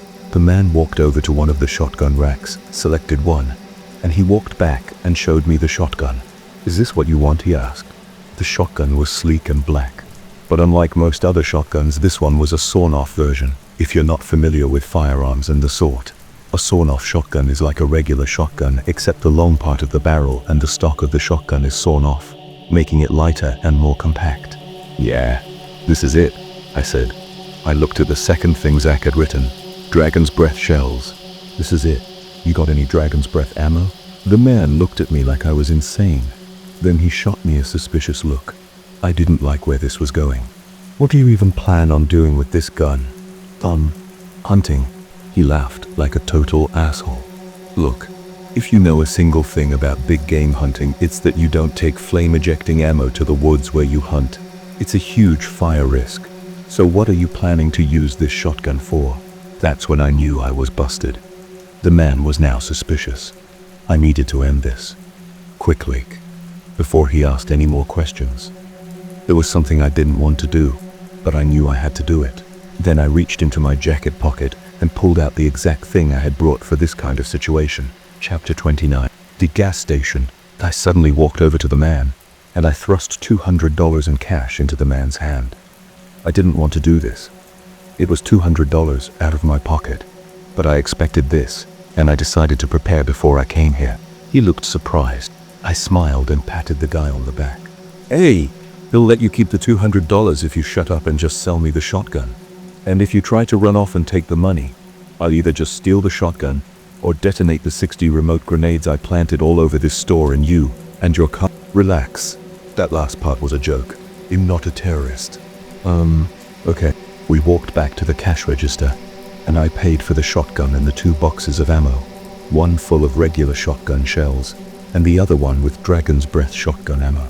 As I left the store, I yelled over my shoulder to the bewildered store client, "Hey, that bomb thing was a joke. Don't tell your boss." I sighed a sigh of relief as I walked out of that store. I hopped into my shitty pickup truck, and I looked at the gas meter. It was almost empty. Luckily, I still had enough gas to head to the gas station at the edge of town. And oh boy, it was shitty. The gas station was on the side of a road near the town's exit, near the expanse of willow trees. I parked beside the gas pumps, and after I was done pumping gas into my car, I walked into the gas station convenience store to get some jerky and an extra can of gas. Despite how many times I had come to this gas station, the only gas station in town, I had only ever been in the actual gas station convenience store once. Most of the time, I just paid for the gas at the pumps, and I only went inside on a few occasions. After I had gotten the extra can of gas and jerky, I walked over to the counter, where a skinny guy wearing an employee shirt sat behind the counter, sitting on a stool and reading a book. He didn't look up from his book. "Hey," I said. He finally looked up. He looked like he hadn't slept in days, and by the looks of it, he wanted to end the conversation as soon as possible. I sighed. "I need to pay for these." After he rang me up, I grabbed my shit and walked back to my truck. So I guess this is proof that the people in this town are weird. Even I was weird. I was this dumbass college graduate, the only one in town who enjoyed getting involved in things that people shouldn't get involved in. I looked at the next thing on my list, Zach's house. I called Zach to let him know I was coming. "Nice. You got the exact shotgun," Zach said as I showed him my brand new shotgun, which I had named Bob. Zach lived in a cozy cottage at the forested edge of town, where no one could hear any gunshots or screams. He had a massive backyard that was surrounded by an enormous forest, And in the middle of his backyard, Zach had built a miniature shooting range with wooden targets propped up everywhere. Funnily enough, Zach had also built a dummy Wendigo using a plastic deer skull and an old, bullet-riddled mannequin. It had just rained, so it was the perfect time to shoot the incendiarians, aka dragon's breath bullets. I loaded my shotgun for the very first time, and I aimed at the dummy Wendigo. I pulled the trigger for the very first time, and instantly, a 50-foot-long burst of sparks and flames erupted from the shotgun's barrel and decimated the target. That was fucking awesome, I said. We spent the rest of the day skeet shooting, and everything was fine and dandy until Skinny showed up for round 3. Out of nowhere, we heard footsteps rapidly approaching, until the Wendigo burst from the tree line. Come on, I wanted today to be normal. Turns out, shit was only beginning to get serious. Skinny looked different now. His, I assumed Wendigo was a male, missing forearm was now replaced by an enormous metal prosthetic arm, complete with 5 fingers and sharp metal protrusions coming out of them. And the worst part was that the claws looked more like 12-inch metal blades. Half of Skinny's deer skull face was replaced by a metal version of his original face, with one of his eye sockets glowing red, and a massive chunk of Skinny's left shoulder was missing, replaced by multiple metal plates, joints and thick wires. And I mean all of Skinny's shoulder. So now we weren't just up against a regular Wendigo, a creature that's already very dangerous. We were now against a spawn of hell, aka a cyborg-modified Wendigo. And someone had done this. Someone had healed and upgraded Skinny, and I had a pretty good idea who. I sighed as Skinny charged at us. I nonchalantly said, "Dude, it looks like the fucking Terminator. Shoot it." Zach nodded and aimed. "Yeah, shoot it." I gave him a nod and we opened fire. Now here's something to consider. I was using dragon's breath bullets, and Zach was using normal shotgun rounds. And when I shot Skinny, a light show of sparks and flames instantly smashed into his face, and Skinny fell flat on his face. I considered stopping fire and see if Skinny would get back up, but as Zach always said, a dead Wendigo is always better than a live one. Zach and I started slam firing into Skinny's back, sending a spray of bullets, sparks and flames into him. The light from the dragon bullets got so bright, I had to close my eyes. When we were finally out of ammo and reloading, I stole a glance at Skinny. I should have expected what happened next. Skinny slowly got back up, the sounds of popping and cracking joints filling the quiet air. Skinny stood up, shook himself and started walking back towards us, like the bullets hadn't even hit him. That bitch was now bulletproof. Should I get the 50 concal? I asked. Yeah, Zach said. Yeah, but it might shatter a few things if we fire it inside the house, but fuck it. We ran inside the cabin, locking all the doors behind us. Thanks to the previous tour of the house, I knew where all the guns were kept. And oh boy, they were big guns. I opened a gun cabinet, and I pulled out the prize, an enormous 50 cal elephant rifle, almost as large as me. From what I knew about guns, 50 cal rifles were one of the strongest rifles you could legally buy. So if this didn't kill Skinny, well, we were going to die. I loaded the gun, and I tossed it to Zach. By the time Skinny had broken down the back door of the cabin, we were already lying in wait, holding guns. Skinny entered the house, and before he knew it, Zach had shot him. The enormous gunshot had sent a giant shockwave in the air, and my ears were ringing. It was loud. The Wendigo screeched in pain, and stumbled, but it didn't fall. He stabilized himself, turned and looked back at us. That 50-point cal elephant rifle was Zach's biggest and most powerful gun ever. So, we, to put it simply, were screwed. After I slam-fired bullets into Skinny with Zach's other shotgun, I grabbed mine, and I ran to Zach's car. I jumped into Zach's pickup truck, and before I could yell something incoherent, we were already speeding down the road. Is it still after us? Yeah, it is, I replied. Skinny was running after us, and the strange thing was, Wendigos aren't fast as cars going 80 miles per hour. I mean, Wendigos are still fast as hell, but they can't run 80 miles per hour. So Skinny was somehow biologically modified to be able to exceed his physical capabilities. Great. Zach, he's still after us, and I think he's catching up, I said. I can see that, he replied. Without warning, Zach slowed the truck down to 20 miles per hour, made a fast, sloppy U-turn, And when we were facing the charging Wendigo, Zach sped up, and we straight up rammed into Skinny. I felt the bump, and I banged my elbow on the window, and shit, that hurt. We completely ran over the Wendigo, and once it was down, we ran over a couple more times, then we peeled out of there. When I looked into the rearview mirror, I saw Skinny slowly get up and look at us, as I stuck my middle finger up at him and laughed to myself. Since Zach's house and the entire area surrounding it was off limits for a while, due to the cyborg deer monster, we had no other choice but to head into town. While we drove, I called Kyle and let him know that Skinny was back and that he should keep an eye and a gun out. So, I said as we drove down one of the country roads leading to town, "Where are we going?" "A place where we can get better weapons," Zach said. "I thought you said that the 50 pi cal was your strongest gun, and the gun store doesn't have anything big enough to kill Skinny." "We're not going to the gun store because I know a guy who has better weapons." Turns out, this mystery weapon guy lives in a mansion in a huge field in the middle of nowhere. We walked up to the front steps and rang the doorbell, and from somewhere inside the house, footsteps slowly came closer to the door. A giant of a man walked out. He was even taller than Zach, with a short gray beard and a prosthetic leg. Based on how he walked, he had lost his leg a long time ago. Hey, Zach. Come in. Come in. How are you? "Hey, Sergio," Zach said as we walked inside the house. "Good to see you, Sergio." Despite the 20-year age difference between the two men, Sergio and Zach acted as if they had known each other since kindergarten. Sergio looked at me. "Who's your friend?" "Oh, I'm Roger," I said, shaking Sergio's enormous hand. The inside of the house was amazing. We walked into an enormous living room where several enormous fish tanks sat on large tables.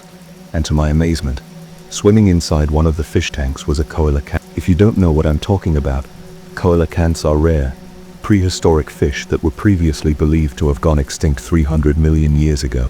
The walls of the entire living room were decorated with trophies, but not like normal trophies like those big gold cups. These were more like hunting trophies, but instead of the enormous heads of deer and other big game mounted on the walls, the various taxidermied heads of multiple strange creatures hung from mounted wooden platforms.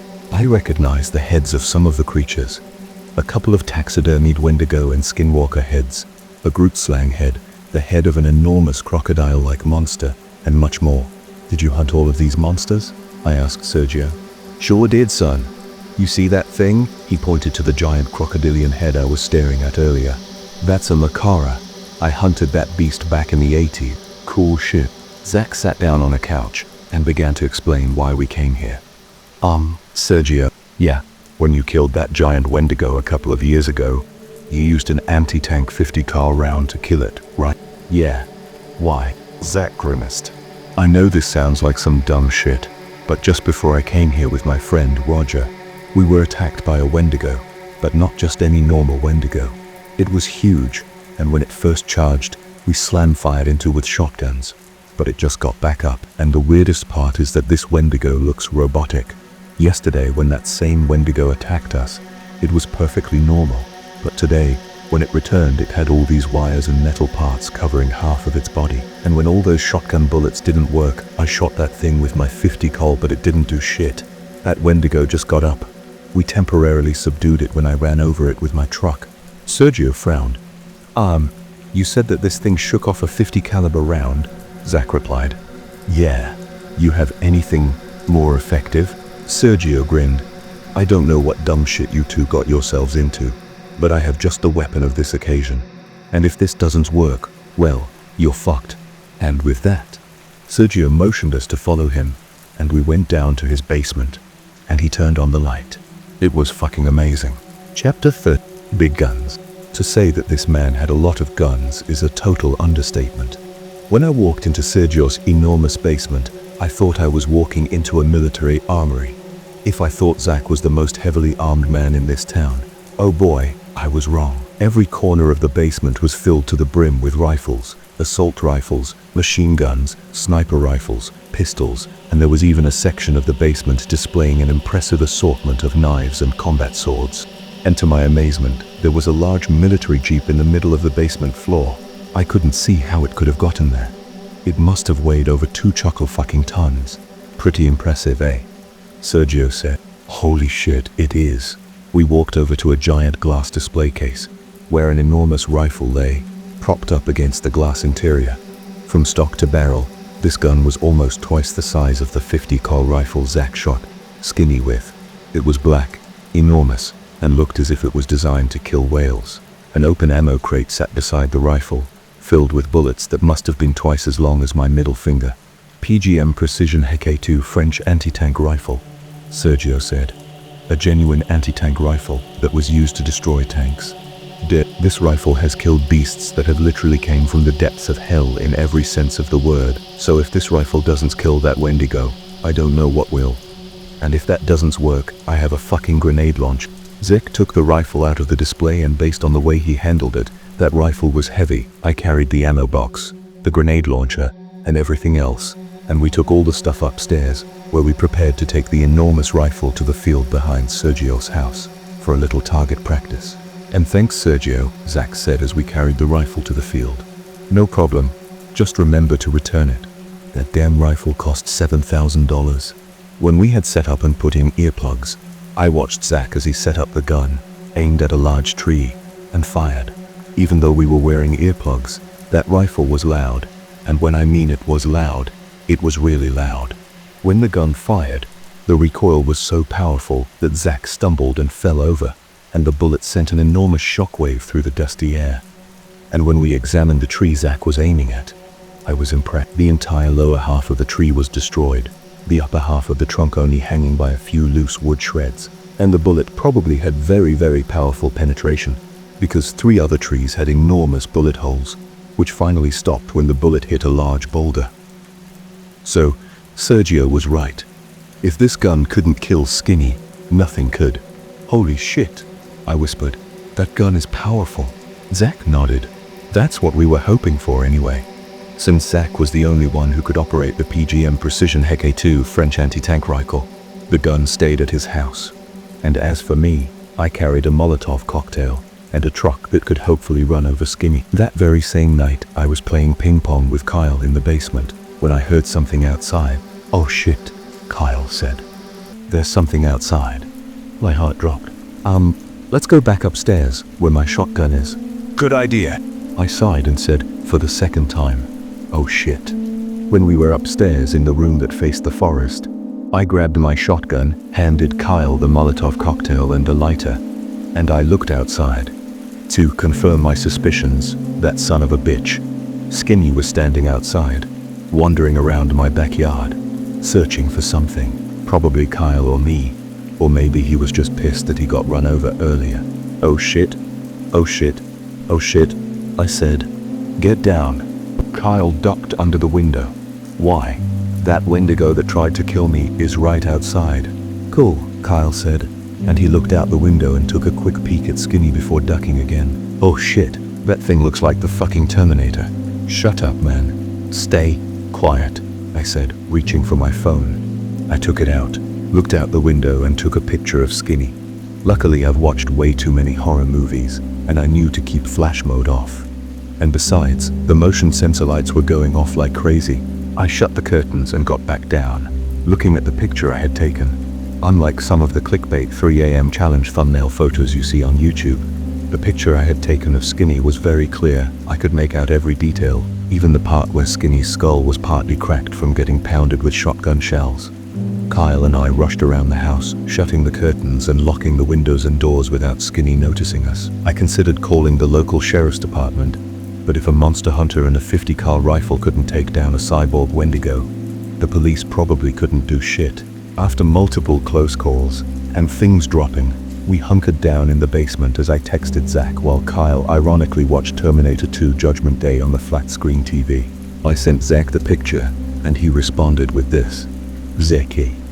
Is it still there? Not yet. Skinny's been standing outside like some dumbass. Dickhead. Well shit. Did he see you? Me, no. But Kyle is making a shit ton of noise. Should I shoot him? Zeki. Shoot Kyle? Yeah, you should. Me. Damn it, I didn't mean shoot Kyle. I was asking if I should shoot Skinny. Sir Jack. No. If it hasn't seen you, you can't risk getting his attention. You probably can't kill him anyway. Me. Well then, can you come with that anti-tank rifle? Zach. No. I'm on an assignment right now. I'm responding to your texts in the middle of the woods 2 towns over. I'm hunting a fleshgate right now. Just hold tight and try not to die or shit yourself. You may. Okay. I guess he'll just stay here until Skinny fucks off. Zekeg. Alright. Wait. I think the fleshgate is behind me. And with that, I shut off my phone and turned back to Kyle. I've got some good news and some bad news, I said. Well, what's the good news? I laughed. You're so gullible. There is no good news. But the bad news is, I walked to the top of the basement stairs, opened the door, and looked outside at the backyard window. Sure enough, Skinny was still roaming around the backyard. Skinny is still out there, and we probably have to stay here if we don't want to get seen because he's now looking into the windows. Kyle chuckled like a madman, face-planted himself into the couch, and screamed. It might have been more interesting if Skinny spotted up and we had an intense standoff involving shotguns, gasoline, and fire. But nothing happened, and I'm thankful for that. I mean, we probably would have been screwed if Skinny spotted us moving around inside my house. At sunrise, when Skinny disappeared back into the thick woods, I called Zach to tell him everything was okay, and I asked how his monster hunting trip went. He said that there was more than one fleshgate, whatever the hell those things are, and that he ended up resorting to a knife, physics, and a cliff. After a sleepless night, I sat at my shitty dinner table, eating expired ham and noodles. My income was that of an average college student, which is low unless you have rich parents. Where did that bitch go? Kyle asked as he poured a box of cereal into a glass bowl that he would probably break sooner or later. What? That Wendigo thing you call Skinny. Where did he go? And why does he look like a cyborg now? How the hell should I? Cyborg. Suddenly, I remembered something very, very important. Something I should have known and remembered a long, long time ago. I ran over to my phone, turned it on, and looked at the picture of Skinny I had taken yesterday. To confirm my suspicions on Skinny's right shoulder, where it was mostly replaced by metal parts, the acronym logo COR was imprinted into some of the steel. Holy fucking balls. COR. Hey Kyle, I said. Chapter 31. Yeah, I think that Lawrence and his scientists created Skinny 2.0 or some shit just for fun. I'm going to call Zach and let him know. Alright, Kyle said half-heartedly. And tell him I said fuck you. So are you sure that it said COR in the picture? Zach asked. Yeah, see for yourself, I said, pulling out my phone, showing Zach the picture. Then Zach offered his professional opinion theory. Based on all his experience with shadow organizations, COR was probably using Skinny as some kind of biological weapon or soldier, modifying him to be nearly impervious to all physical damage. So what are you trying to propose? I asked. I know I said I wouldn't drag you into shit you don't need to care about, Zach said. I didn't like where this was going. But we need to get more information on what COR is doing, because releasing and creating monsters isn't exactly innocent. And? I asked. Zach said exactly what I expected him to say.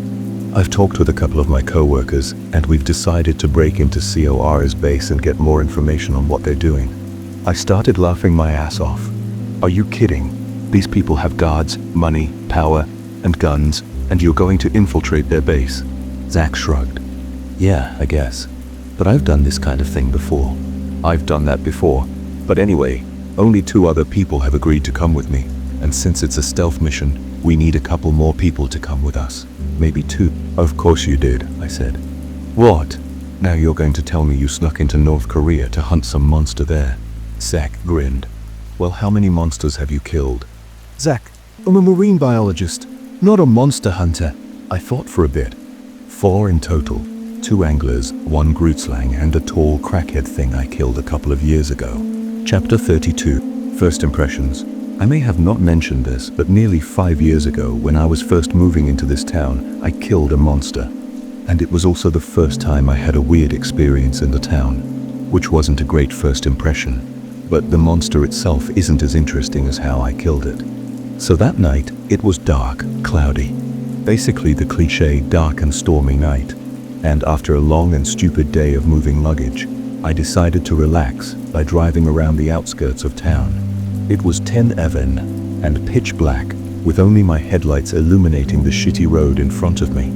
The road was very narrow with thick trees on both sides, and it was mostly made up of loose rocks and dirt, a very shitty material to make a road out of. I glanced outside, and at that exact moment, I spotted something large move swiftly through the trees. I couldn't get a good look at it, so I simply dismissed it as a part of my imagination. A big mistake. A little bit unnerved.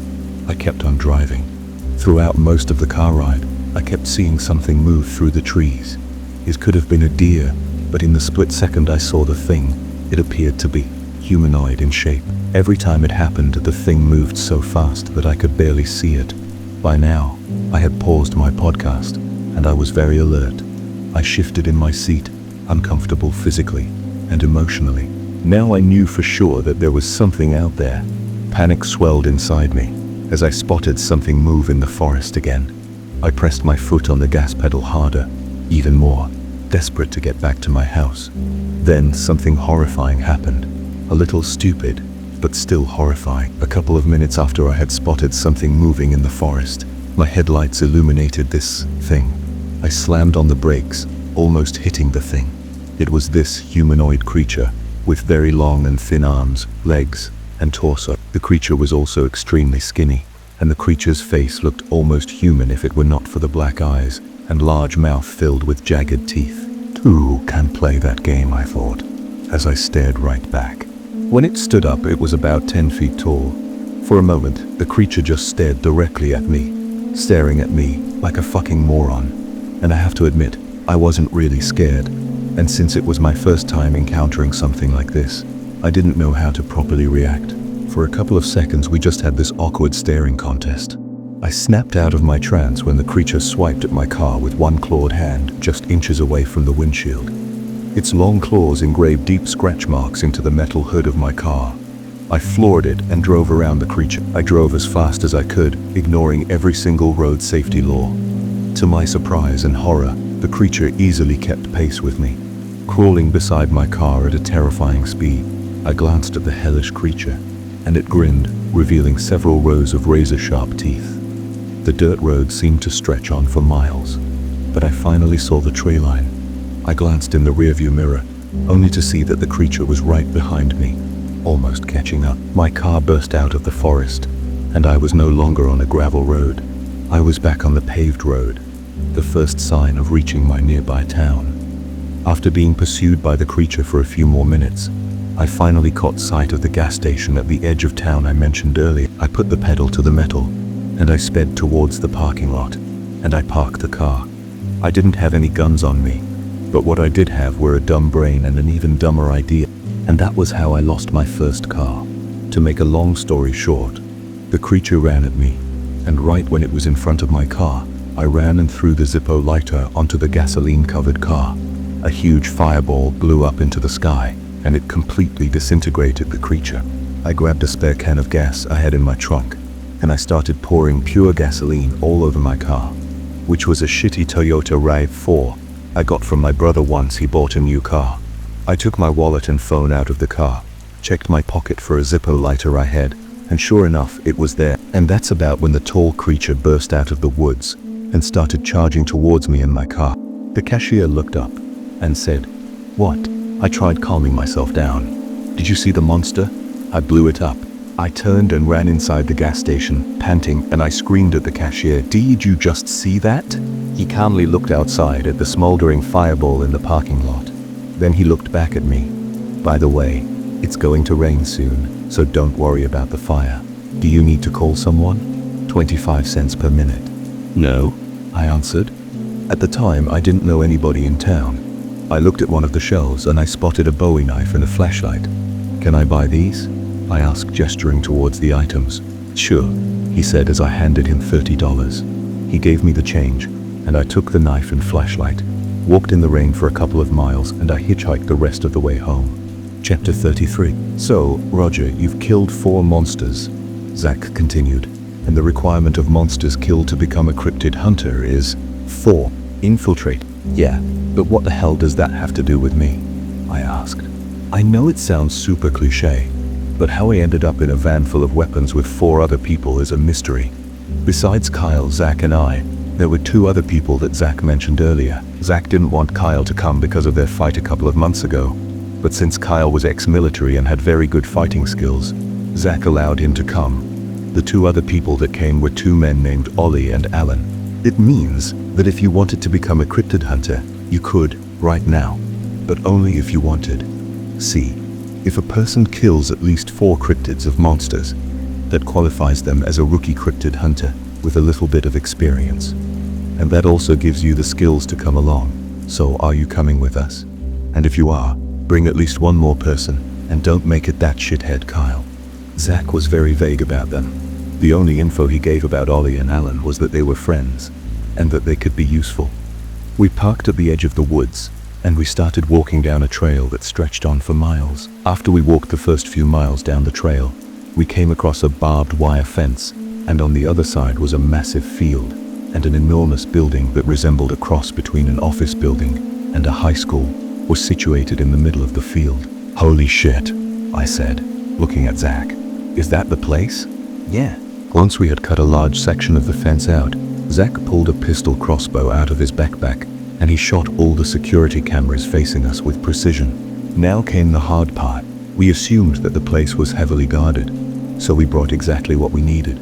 Wire cutters. When I say go, Zach said, run towards the back entrance. Where is the back entrance? I asked. Just follow me, Ollie and Alan. Right. So when are we gonna go? As soon as Zach said go, we all covered the 50-meter distance between us and the base in about 10 seconds. I stopped in front of the building to catch my breath. As I said, shit, shit, shit, shit, shit, shit, shit, shit. Oh, shit, Ollie said. What? I asked. Ollie showed us a keypad attached to the door. You need a code to open the door. It's metal, so... Right then Kyle pulled out his pistol and fired several shots into the keypad. Wow, holy shit, Ollie said, jumping away from the keypad. I screamed too, but it was all just incoherent swear words that are probably way too illegal to write down in a book. What the fuck is wrong with you? Zach asked. Ladies first, Kyle smiled. Just as Zach was walking over to Kyle to beat the living shit out of him, the door slid open with a mechanical beep. Zach grumbled but didn't say anything. Well, shit, I said. What are we planning to do? We all quietly stepped inside the doorway, which led to a long hallway. At the end of the hallway was a single elevator. As soon as I said that, a man wearing a guard uniform and holding an AK-47 walked out of a room into the hallway, smoking a cigarette and looking at his phone.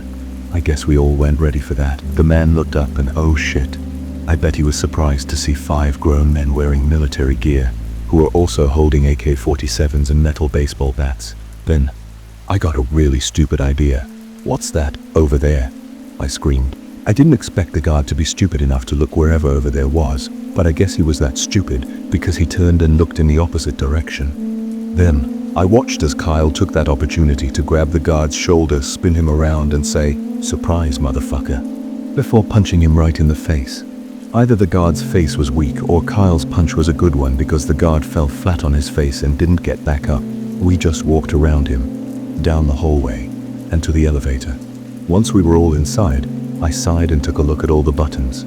Most of the structure must have been underground because there were only 5 buttons that went up to the upper floors and 30 buttons that went down. I didn't read all of the buttons on the elevator panel, but some of the more interesting labels were these: Armory, Lab, Testing Zone, Containment Center, Projects Info File Storage, Holding Center. Where do we go first? I asked. Restricted area. Zach answered. Projects, Info File Storage. That's probably our best bet. Hell yeah, I said as I pressed the Projects Info File Storage button. In an instant, the elevator went deeper underground, and considering how many voices we heard through the elevator doors, there were at least more than 50 people on each floor. The elevator finally stopped. The doors opened, and we stepped out into the enormous underground room. Before any one of us could consider doing something stupid again, Zach stepped out and said, "COR Security, we're here to retrieve and look through some files." Then he held out a fake fucking laminated clip art FBI badge for half a second before putting it back. As soon as we stepped out, we saw about a dozen scientists and people wearing business suits on the floor, and they all stopped what they were doing and looked at us. I held my breath and expected to be shot, but thankfully, everyone went back to what they were doing. That gave me more time to look at the room. The room was about as big as a small soccer field, and it looked like a massive underground library, with dozens of crammed files, papers and books sticking out of shelves. We all ran and ducked behind a huge shelf. That was a close one, I said. Now may I politely ask what the fuck we're supposed to do now? Anyone? Zach answered. Look through the files.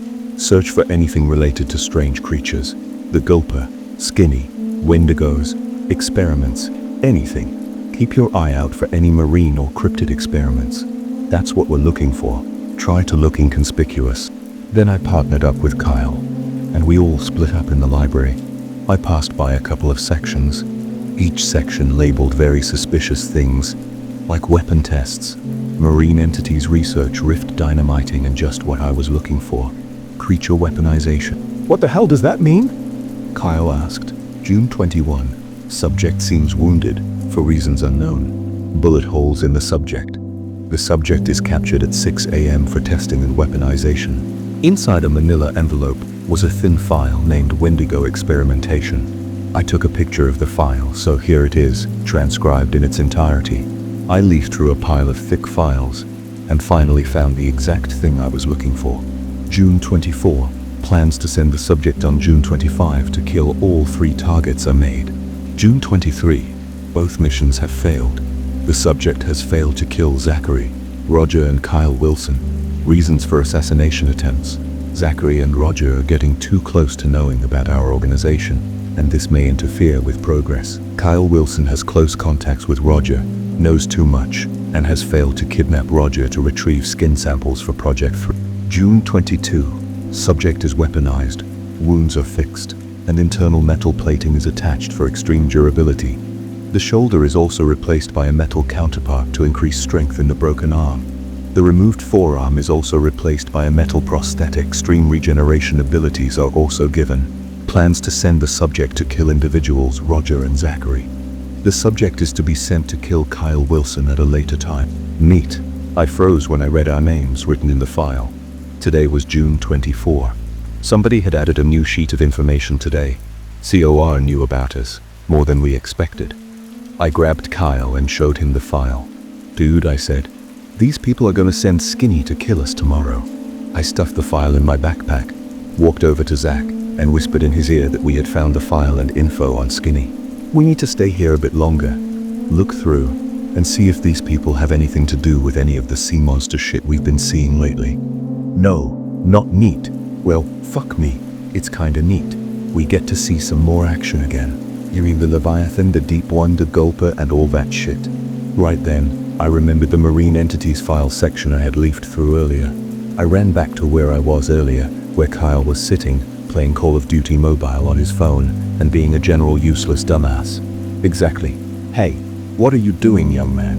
I'm 25 years old. I'm not a young man. After finding the section of files that fell under the category Marine Entities, I dumped all the files under that category into my bag, when a researcher who looked like a Karen walked up to me and said, "Hey, we are high access security guards." Bob, is the new guy? Kyle pointed at me. Lawrence specifically asked us to bring these files up to him, and if you'd like to say anything about that, I'd suggest you go and tell him yourself. Got it. Now fuck off. Out of nowhere, Kyle stood up and yelled at Karen. And when the woman didn't fuck off, Kyle went berserk and knocked over a stack of papers and screaming, "Fuck off." Again. By the way, why did you... Karen walked away without saying a word. You got the files, he asked. We ran to Zach, Ollie, and Alan on the other side of the library, and I told them I had gotten all the files and that we needed to get the hell out of here. Shush. Alright, let's get the others and get the hell out of here. Good, Zach said. Get to the elevator. He had combed over graying hair, a square jaw, a pointy nose, and everything else that required you to look like an obvious villain. As inconspicuous as possible, we ran and got inside the elevator, slamming the up button. We went up on all the floors, back to the first floor we had come from. And the doors finally opened. I don't know what's the deal with these elevators, but as soon as the doors opened, we were met with another annoying surprise. In the middle of the hallway, 4 armed guards were standing on either side of a middle-aged man wearing a lab coat. "Oh shit," Kyle whispered. "That's Lawrence." "Oh shit," I said. Lawrence cleared his throat. "Kyle, what a nice surprise to see you here. Now you all trespassed a restricted area, and that means..." I think Lawrence had more to say, but he was cut off when I decided to do something stupid. and I suddenly ran up to Lawrence and punched him in the jaw. However, one of the guards pulled out his pistol and shot me square in the chest. Instantly, everyone in the room broke out fighting. The guards pulled out their pistols, but I guess Zach did something about that, because the guard pointing a pistol at him was on the ground a couple of seconds later. "Fuck yeah," Kyle yelled. Chapter 34. In an instant I was knocked over, and I was on the floor, gasping for air. Marine entities. Zach casually walked over to me, while Kyle, Ollie and Alan beat the shit out of the remaining guards. Zach, I said. Yeah? Oh god, the pain, the fucking pain. My insides have been liquefied. I just got shot. I think I'm dying. Oh right. You fucking dumbass, you're wearing a bulletproof vest. I unzipped my jacket, revealing a single 9mm bullet stuck in the Kevlar vest I totally forgot I was wearing. I stood back up and looked at the exit. When I turned, I saw Lawrence on the floor, yelling something into his radio. In an instant, the elevator doors opened again, and about a dozen guards in full riot gear charged at us. I laugh-screamed. Shit, shit, shit, shit, shit, shit. As we all ran out of the building, we crossed the field and we stopped at the edge of the forest, catching our breath. Are they still chasing us? I asked. Yeah, they still are. Get up, get the hell up. Let's go. Zach looked behind me at the guards running across the field and coming straight at us. In an instant, we were back on our feet, running through the forest to the van. We pulled out our guns and shot at them. But as luck would have it, the guards were also wearing bulletproof vests and bulletproof ballistic helmets. At some point, I turned around for a second and threw my gun at one of the guards, and he tripped and fell. Since the van belonged to Alan and Ollie, who were brothers, they just dropped us off at Zach's house and we all went in. I considered calling Ben, but he was working on designing a new submarine model for some company, and I didn't see any point in dragging an old friend into all this. Finally, after what seemed like miles, we spotted the van. We got in, started it, and sped off down the road, leaving all the guards in the middle of the road. I immediately took advantage of that by screaming obscene things at the guards. Besides, just like me, he had seen monsters and been on a Leviathan killing expedition, and we both wanted to stay out of the way as much as possible. But the difference between Ben and me is that I'm more gullible, and to be honest, I kind of enjoy the thrill of these little mission things. Shut the blinds and lock the doors, Zach said, as soon as we had gotten inside. Whoa, so this is your house? Kyle said, looking around the large log cabin. Zach gritted his teeth. Don't fucking touch anything. I could tell Zach really hated Kyle, and now Kyle had ended up inside his house. But whether it was because of their fights, or because Kyle was kind of annoying sometimes, most of the time, Zach hated him anyway. Why? I asked. Zach sighed. Because Siori might have sent guards or agents to follow us back here, and Skinny might show up sooner or later. By the way, Roger, can you go grab the anti-tank rifle? Fuck yeah, mate, I said, imitating a racist and stereotypical Australian accent. I ran downstairs, grabbed the heavy anti-tank rifle and the box of bullets. Then we locked everything down, and we holed up in the basement, where we were surrounded by guns we could use any minute. I spilled the backpack full of files and papers onto a small desk where we leafed through them. So what are we looking for? I asked. Zach picked up a sheet of paper, one labeled Marine Entity L100, with a blurry picture of a tentacle mass with eyes below the title. Weird shit like this. He looked at the sheet. Anything sea monster related, or things that may be interesting. That's vague. I asked Zach for the file he was holding, quickly read all the contents and became very interested. It was an 8-page informational report of a creature, one called the Anomaly. The Anomaly, based on what I read, was a large cephalopod creature with multiple eyes covering its body. Thanks. I looked up from the file. Hey Kyle, the fuck do you want? Can you come over here? There's some mumbo-jumbo shit I need you to interpret. Sure, man, Kyle said as he stood beside me and looked at the file. Okay, I said. When you got hired to kidnap me, Lawrence told you a couple of things about the Leviathan and their experiments, right? Yeah, you told me a little, but not that much. I grinned. That's good enough. Okay, do you know anything about this? I pointed to the level 100 printed on the top of the paper. Yeah. Before I failed him and left, Kyle said. Lawrence explained a couple of things to me. The level and the number represent the number of people it can single-handedly kill in 1 hour. So since that monster is threat level 100, it can kill 100 people. I remember Lawrence telling me that the Leviathan was a level 8. Okay, good. Do you know what the rift means? Kinda. Lawrence kept telling me that the Leviathan and the other creatures came out of the rift, but he didn't tell me anything else about that. And 01 means it was the first entity to come out of the rift. I think the Leviathan was a marine entity. Great. More monsters, I said. I leafed through a couple more of the files, and I found an extra thick pile of papers bound together, labeled The Rift. I opened it, but before I could read, there was a knock at the front door. I knew exactly who it was. Shit, I yelled. It's them. Zach looked up. Who? Cor and Lawrence, I yelled. Shit, you might be right. Il grabbed the guns. Take the baseball bat and look through the peephole. Come out, I know you're in there, Lawrence yelled. I grabbed a wooden baseball bat and ran upstairs and looked through the peephole.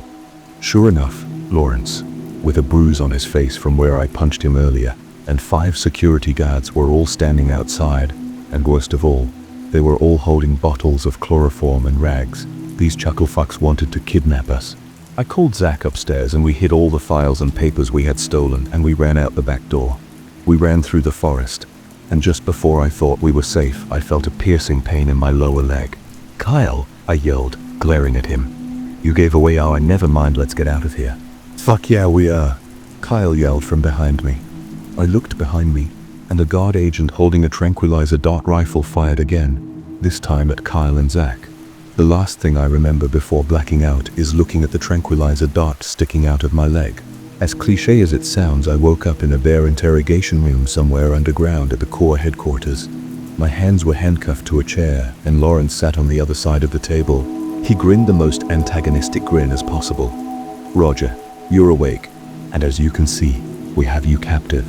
And to get out of here alive, you need to cooperate and answer all of my questions. Got it? I grinned and looked at him. Well, I'll answer that in a second. But first, I have a question for you. What the fuck was your Terminator Wendigo doing outside my house? You'll take that as a yes. Question 1. What the fuck were you doing in my base of operations? Yes, but fuck you. Really? You think I believe that bullshit? Yes, I do, he replied. And also, messing with Cor, I guess it runs in your family. You do know your nephew and his stupid fucking friends assaulted me multiple times and killed multiple of the Nag Finnorgi, and that little shit ruined half my plans to set up a hive of the Nag Finnorgi. For your information, Lawrence began, you knew too much about what we were doing, and we didn't want to take risks, and our Wendigo is much smarter, stronger, and faster than any hitman, so we sent it.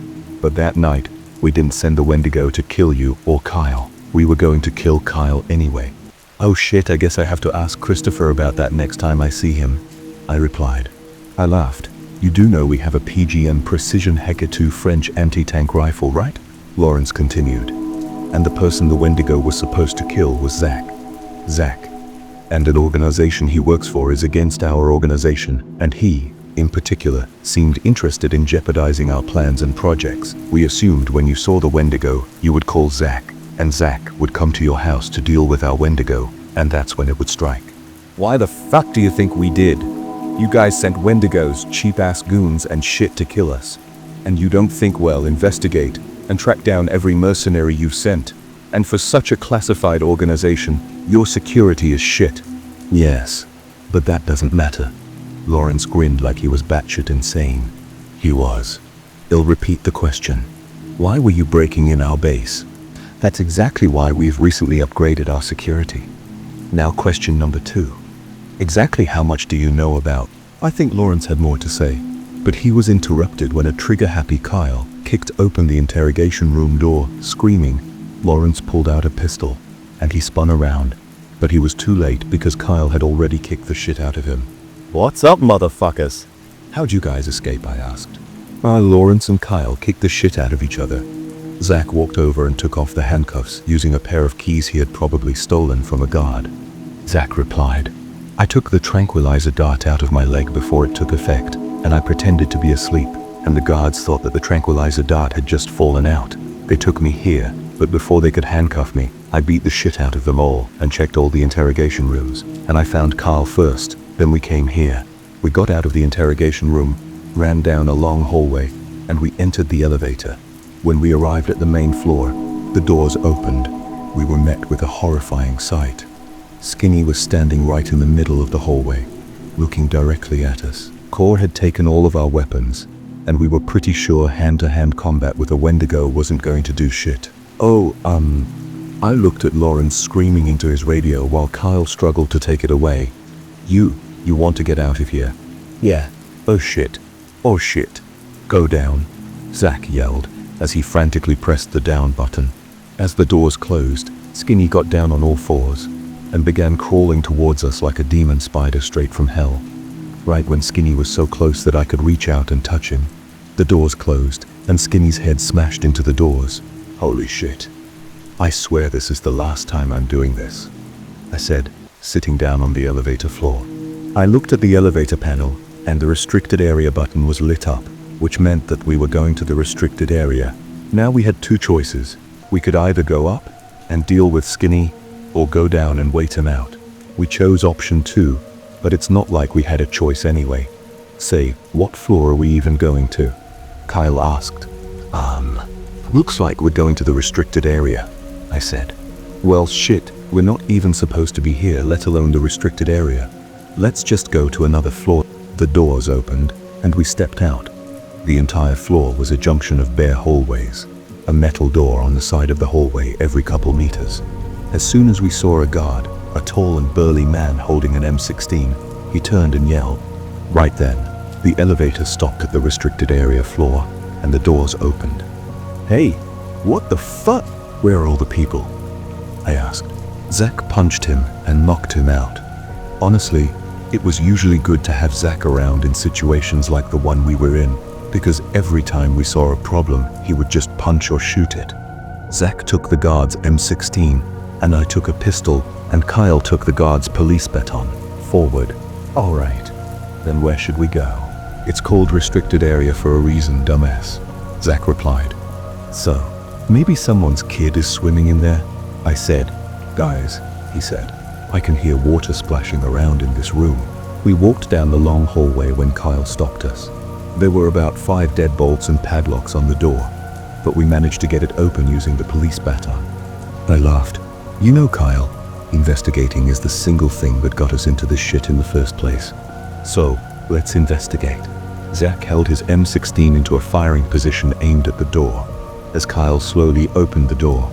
Inside the large room was a small swimming pool, about 15 meters in diameter and 10 meters deep, except the water was completely black and murky. Something from deep inside the pool stirred, and in an instant a 6-foot-long angle leaped out of the pool and narrowly missed me. It crashed onto the tiled wet floor, but before it could get back up, I had put several bullets into the angler's skull. This is so stupid, I said. I know, right? Kyle laughed. Do you think anyone heard the gunshots? Kyle asked me. Satisfied that we had found out what was inside the room, we awkwardly kicked the dead angler into the room and walked back outside. See, I said, just a monster. We continued down the hallway until we came across a large door on the wall, about 4 meters tall and 2 meters wide. Inside, I could audibly hear something screech and move about, and it sounded big. Now, there's a silencer on the pistol, and we're deep underground. Luckily, we didn't have to break all the locks with a police baton because it was a bi-recognition lock and there was already a solution. There was a small opening built into the middle of the door that could be opened and shut with a piece of metal that was built into the door frame. Should we look in? I asked. Dumbass. Sure, knock yourself out, Zach said. I slid the piece of metal away from the opening and I looked inside the enormous room. Just like the other, here was a deep pool of stagnant water, and there were several large and half-eaten tuna fish lying in a corner of the concrete room. A creature was laying in the right corner of the room, at the edge of the water. I backed away from the metal door. Holy shit, I breathed. See for yourself. What is it? Zach. Yell whispered. Okay. Zach stopped mid-sentence when he saw the creature inside the room. Holy shit. He backed away from the door, and the exact thing I was dreading happened. Zach turned around, and as he did, he dropped his heavy M16 onto the floor, and it dropped with a loud metallic crash. Instantly, The creature snapped its head in our direction. It didn't have any eyes I could see, so it either moved around using hearing or vibrations. The gun falling onto the floor triggered both. With a speed I didn't expect, the creature started charging towards the door, and it collided with it. Thankfully, the door was made out of very heavy and solid metal, and there was no way in hell that it was going to break anytime soon. And that's when we learned that the creature was fairly intelligent or just dumb, because when the creature found the door to be impenetrable, it did a power move. And by power move, I mean that it got one of its thin legs through the opening in the door, and it smashed the biometric lock to pieces, causing the metal door to give way and slowly open. I began to run in the opposite direction when I tripped and fell like a total moron. As soon as the door opened, the hallway lights overhead began to dim, and red flashing emergency lights turned on, bathing the whole facility in an eerie red light, and emergency alarm sounds blared through the hallways. But that was just annoying. "Get up, let's go," Zach yelled, pulling me up by the arm. We ran down the hallway, and we turned into a narrow hallway going right and deeper into the facility. But just before I lost sight of the creature, I saw it smashing the locks on other doors, releasing even more monstrosities. Either this creature was intelligent, or it liked vandalizing cheap-ass prison locks. As soon as we had shut and locked the door, we turned to see him pointing a revolver at our faces. We ran down the hallway and eventually came across a small office room built into the wall. Inside, there was a man in his 50s, hiding under a desk and holding a revolver. He was wearing a white lab coat and had short and curly white hair. "Wow," I yelled. "What are you doing out there? Who are you? Don't you know the whole facility is on lockdown?"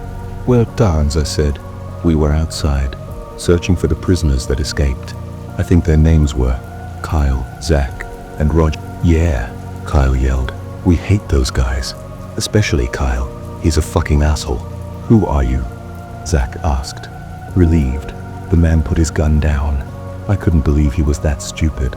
"Dr. Wilson," he said. Dr. Wilson looked at Kyle, but he was probably too dumb to put together the pieces. The prisoner's name was Kyle Wilson, and the man standing in front of Wilson also had the same last name as the prisoner. But it wasn't like I was going to correct him. "Why would there be a doctor in this facility?" I asked Wilson. "Yo," Kyle yelled, raising his hand for a fist bump. "You have the same fucking last name as me, homie." So what the hell is going on?" I asked. "I'm a psychiatrist and a researcher," he replied. "One of the subjects we contain escaped. I looked at the surveillance footage, and I think one of the recent entities broke out." "Entities?" Zach looked very interested. "Oh," Wilson said. "I forgot that they don't tell you guards about this stuff that often. We took this one here a few weeks ago near the rift using our research vessels. It's threat level 20. What happens now? With the lockdown?" I asked. Just as Wilson said that something rammed against the door, I looked out the window on the door. I saw another monster. This monster was about the size of a small crocodile, and it resembled a monitor lizard, but it had amphibious and wet reddish-brown skin, and it only had 2 legs. It had no lips and had protruding jagged teeth coming out of its enormous mouth. The monster had clawed hands and had a thick, blistered tail that swung against the door. "Well, this is the first time we ever went on lockdown, but I guess if we stay here, we'll be okay." "Shit," I yelled. "There's another one of those fucking peanuts outside." "What?" Zach asked. Visible confusion.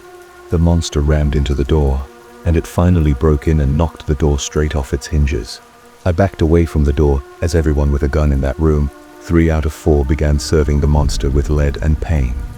After we confirmed it was dead, Kyle beat it with his baton to make sure it stayed dead. "Well," I started, "the door is knocked off its hinges, and every escaped monster in the facility probably heard the gunshots, even with the silencers. What do you propose we do?" Zach asked nonchalantly, as if the whole thing was just every day for him. It probably was. I grinned, loaded my pistol, and pointed out the doorway. "Getting the fuck out of here." We ran directly down the hallway until we hit a junction. I turned to Dr. Wilson. "Where do we go now?" He pointed to the hallway going right. "There.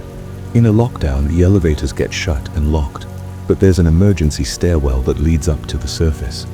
"Better suck it up," I said. "Let's kick some dicks." Red emergency lights flaring. We ran down the hallway until the spider crab creature we saw before slid out of a room, eating the chunky corpse. Kyle groaned. Emergency stairwell?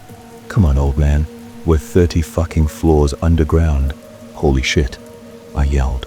As the creature slid from its weight and tried to get back up, Kyle ran, took my pistol and his police baton, and began firing bullets into the fallen creature's brain at point-blank range, and he started slamming his metal baton into the creature. One of the creature's thick tentacles grasped Kyle's waist and threw him across the hallway. Seeing some more delicious future corpses, the creature dropped the corpse it was eating and charged towards us as we all began to unload our guns on the creature.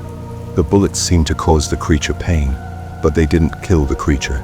But it did slow it down. The creature kept charging, and it lunged at us, but it missed by only a meter. The pistol slipped out of his hand and slid across the hallway. I grabbed the pistol and reloaded, just as the creature began to stand up. "The legs," Zach screamed, firing his M16. "Aim for the legs." I began firing bullets into the creature's thin and spindly legs until I ran out of ammo. Kyle got back up and began swinging his baton into the creature, baseball bat style. One of the creature's tentacles slipped out from under it, and it grabbed Wilson. It brought Wilson to its face and bit a huge chunk out of his shoulder. He was dead. "Shit," I yelled. Kyle threw the baton to me, and I caught it and began swinging the baton into the fallen creature's carapace. I moved back, and Zach unloaded his last magazine into the creature's skull until it stopped moving. "Guys, I think Wilson's dead," I said, pointing to the bleeding wound on Wilson's shoulder. "Fuck," Kyle said. "I like that old fuck." "Oh, fuck a duck, he's still alive," Kyle screamed. Dr. Wilson's eyes flickered open and he winced and groaned. Wilson replied, "Why, yeah, but I can't move my arm that much." Zach rushed over to Wilson and wrapped the wound on Wilson's shoulder with a ripped sleeve of his shirt. "Can you walk?" I asked. "Well, duh," Kyle said. Kyle put Wilson's good arm over his shoulder, and we continued running down the hallway. We finally reached the stairs and started running up, but I heard a screech come from the hallway we were just in. The monster stumbled into the stairwell and began to climb up. Wilson glared at him. I ran to Zach, who was a couple of steps ahead of me, and said, "Hey man, I need your gun." This monster was about 4 feet long and 2 feet wide, and it resembled a fleshy giant isopod with dozens of spider-like needle-sharp legs. "Oh, come on, give me a fucking break," I yelled. "Why? It doesn't have any ammo?" "Because I need to take care of that." I pointed to the creature rapidly crawling up the stairs. Zach nodded, handing me the rifle. I still had 1 magazine left in my pistol, but I needed to conserve bullets in case we met any more nasties along the way. I grabbed the 8-pound rifle by the barrel, and I pulled it over my shoulder, and I chucked it at the creature climbing up the railing. It was a pretty good shot, because the rifle directly hit the giant isopod, and it fell right over the railing, down to the last floor. "Wow, Jack, and you said throwing guns at things is a mistake," I muttered. I looked over the stairwell, and the monster had splattered on impact. We continued up the stairs until we reached the ground floor. Thankfully, we didn't encounter any more monsters than the first one had released. On the ground floor, the stairs led to a short hallway with doors that led outside. Before I left, I got an idea. From what we had gathered, the guards weren't allowed to leave without consent from the higher-ups, and we had to leave as soon as possible, and that would blow our cover. And Wilson was part of Corps, which meant he was obliged to report us to Lawrence. But we had saved his life, which meant he owed us. I walked over to Wilson. We're not guards. We're about to get out of this hellhole in right. But before we go, we need a favor. We saved your life, so don't report or backstab us. We need more information about these creatures, and we also need an inside man. Do you know about this stuff? Yeah, Wilson nodded. Good. Do you have a phone number? I asked. I patted myself down. And, do you have a pen and a piece of paper? Wilson pulled a notepad and a pen out of his pocket, and he told me his phone number. I ripped the paper out of the notepad, gave Wilson my pistol, and just as I said earlier, we got the fuck out of there.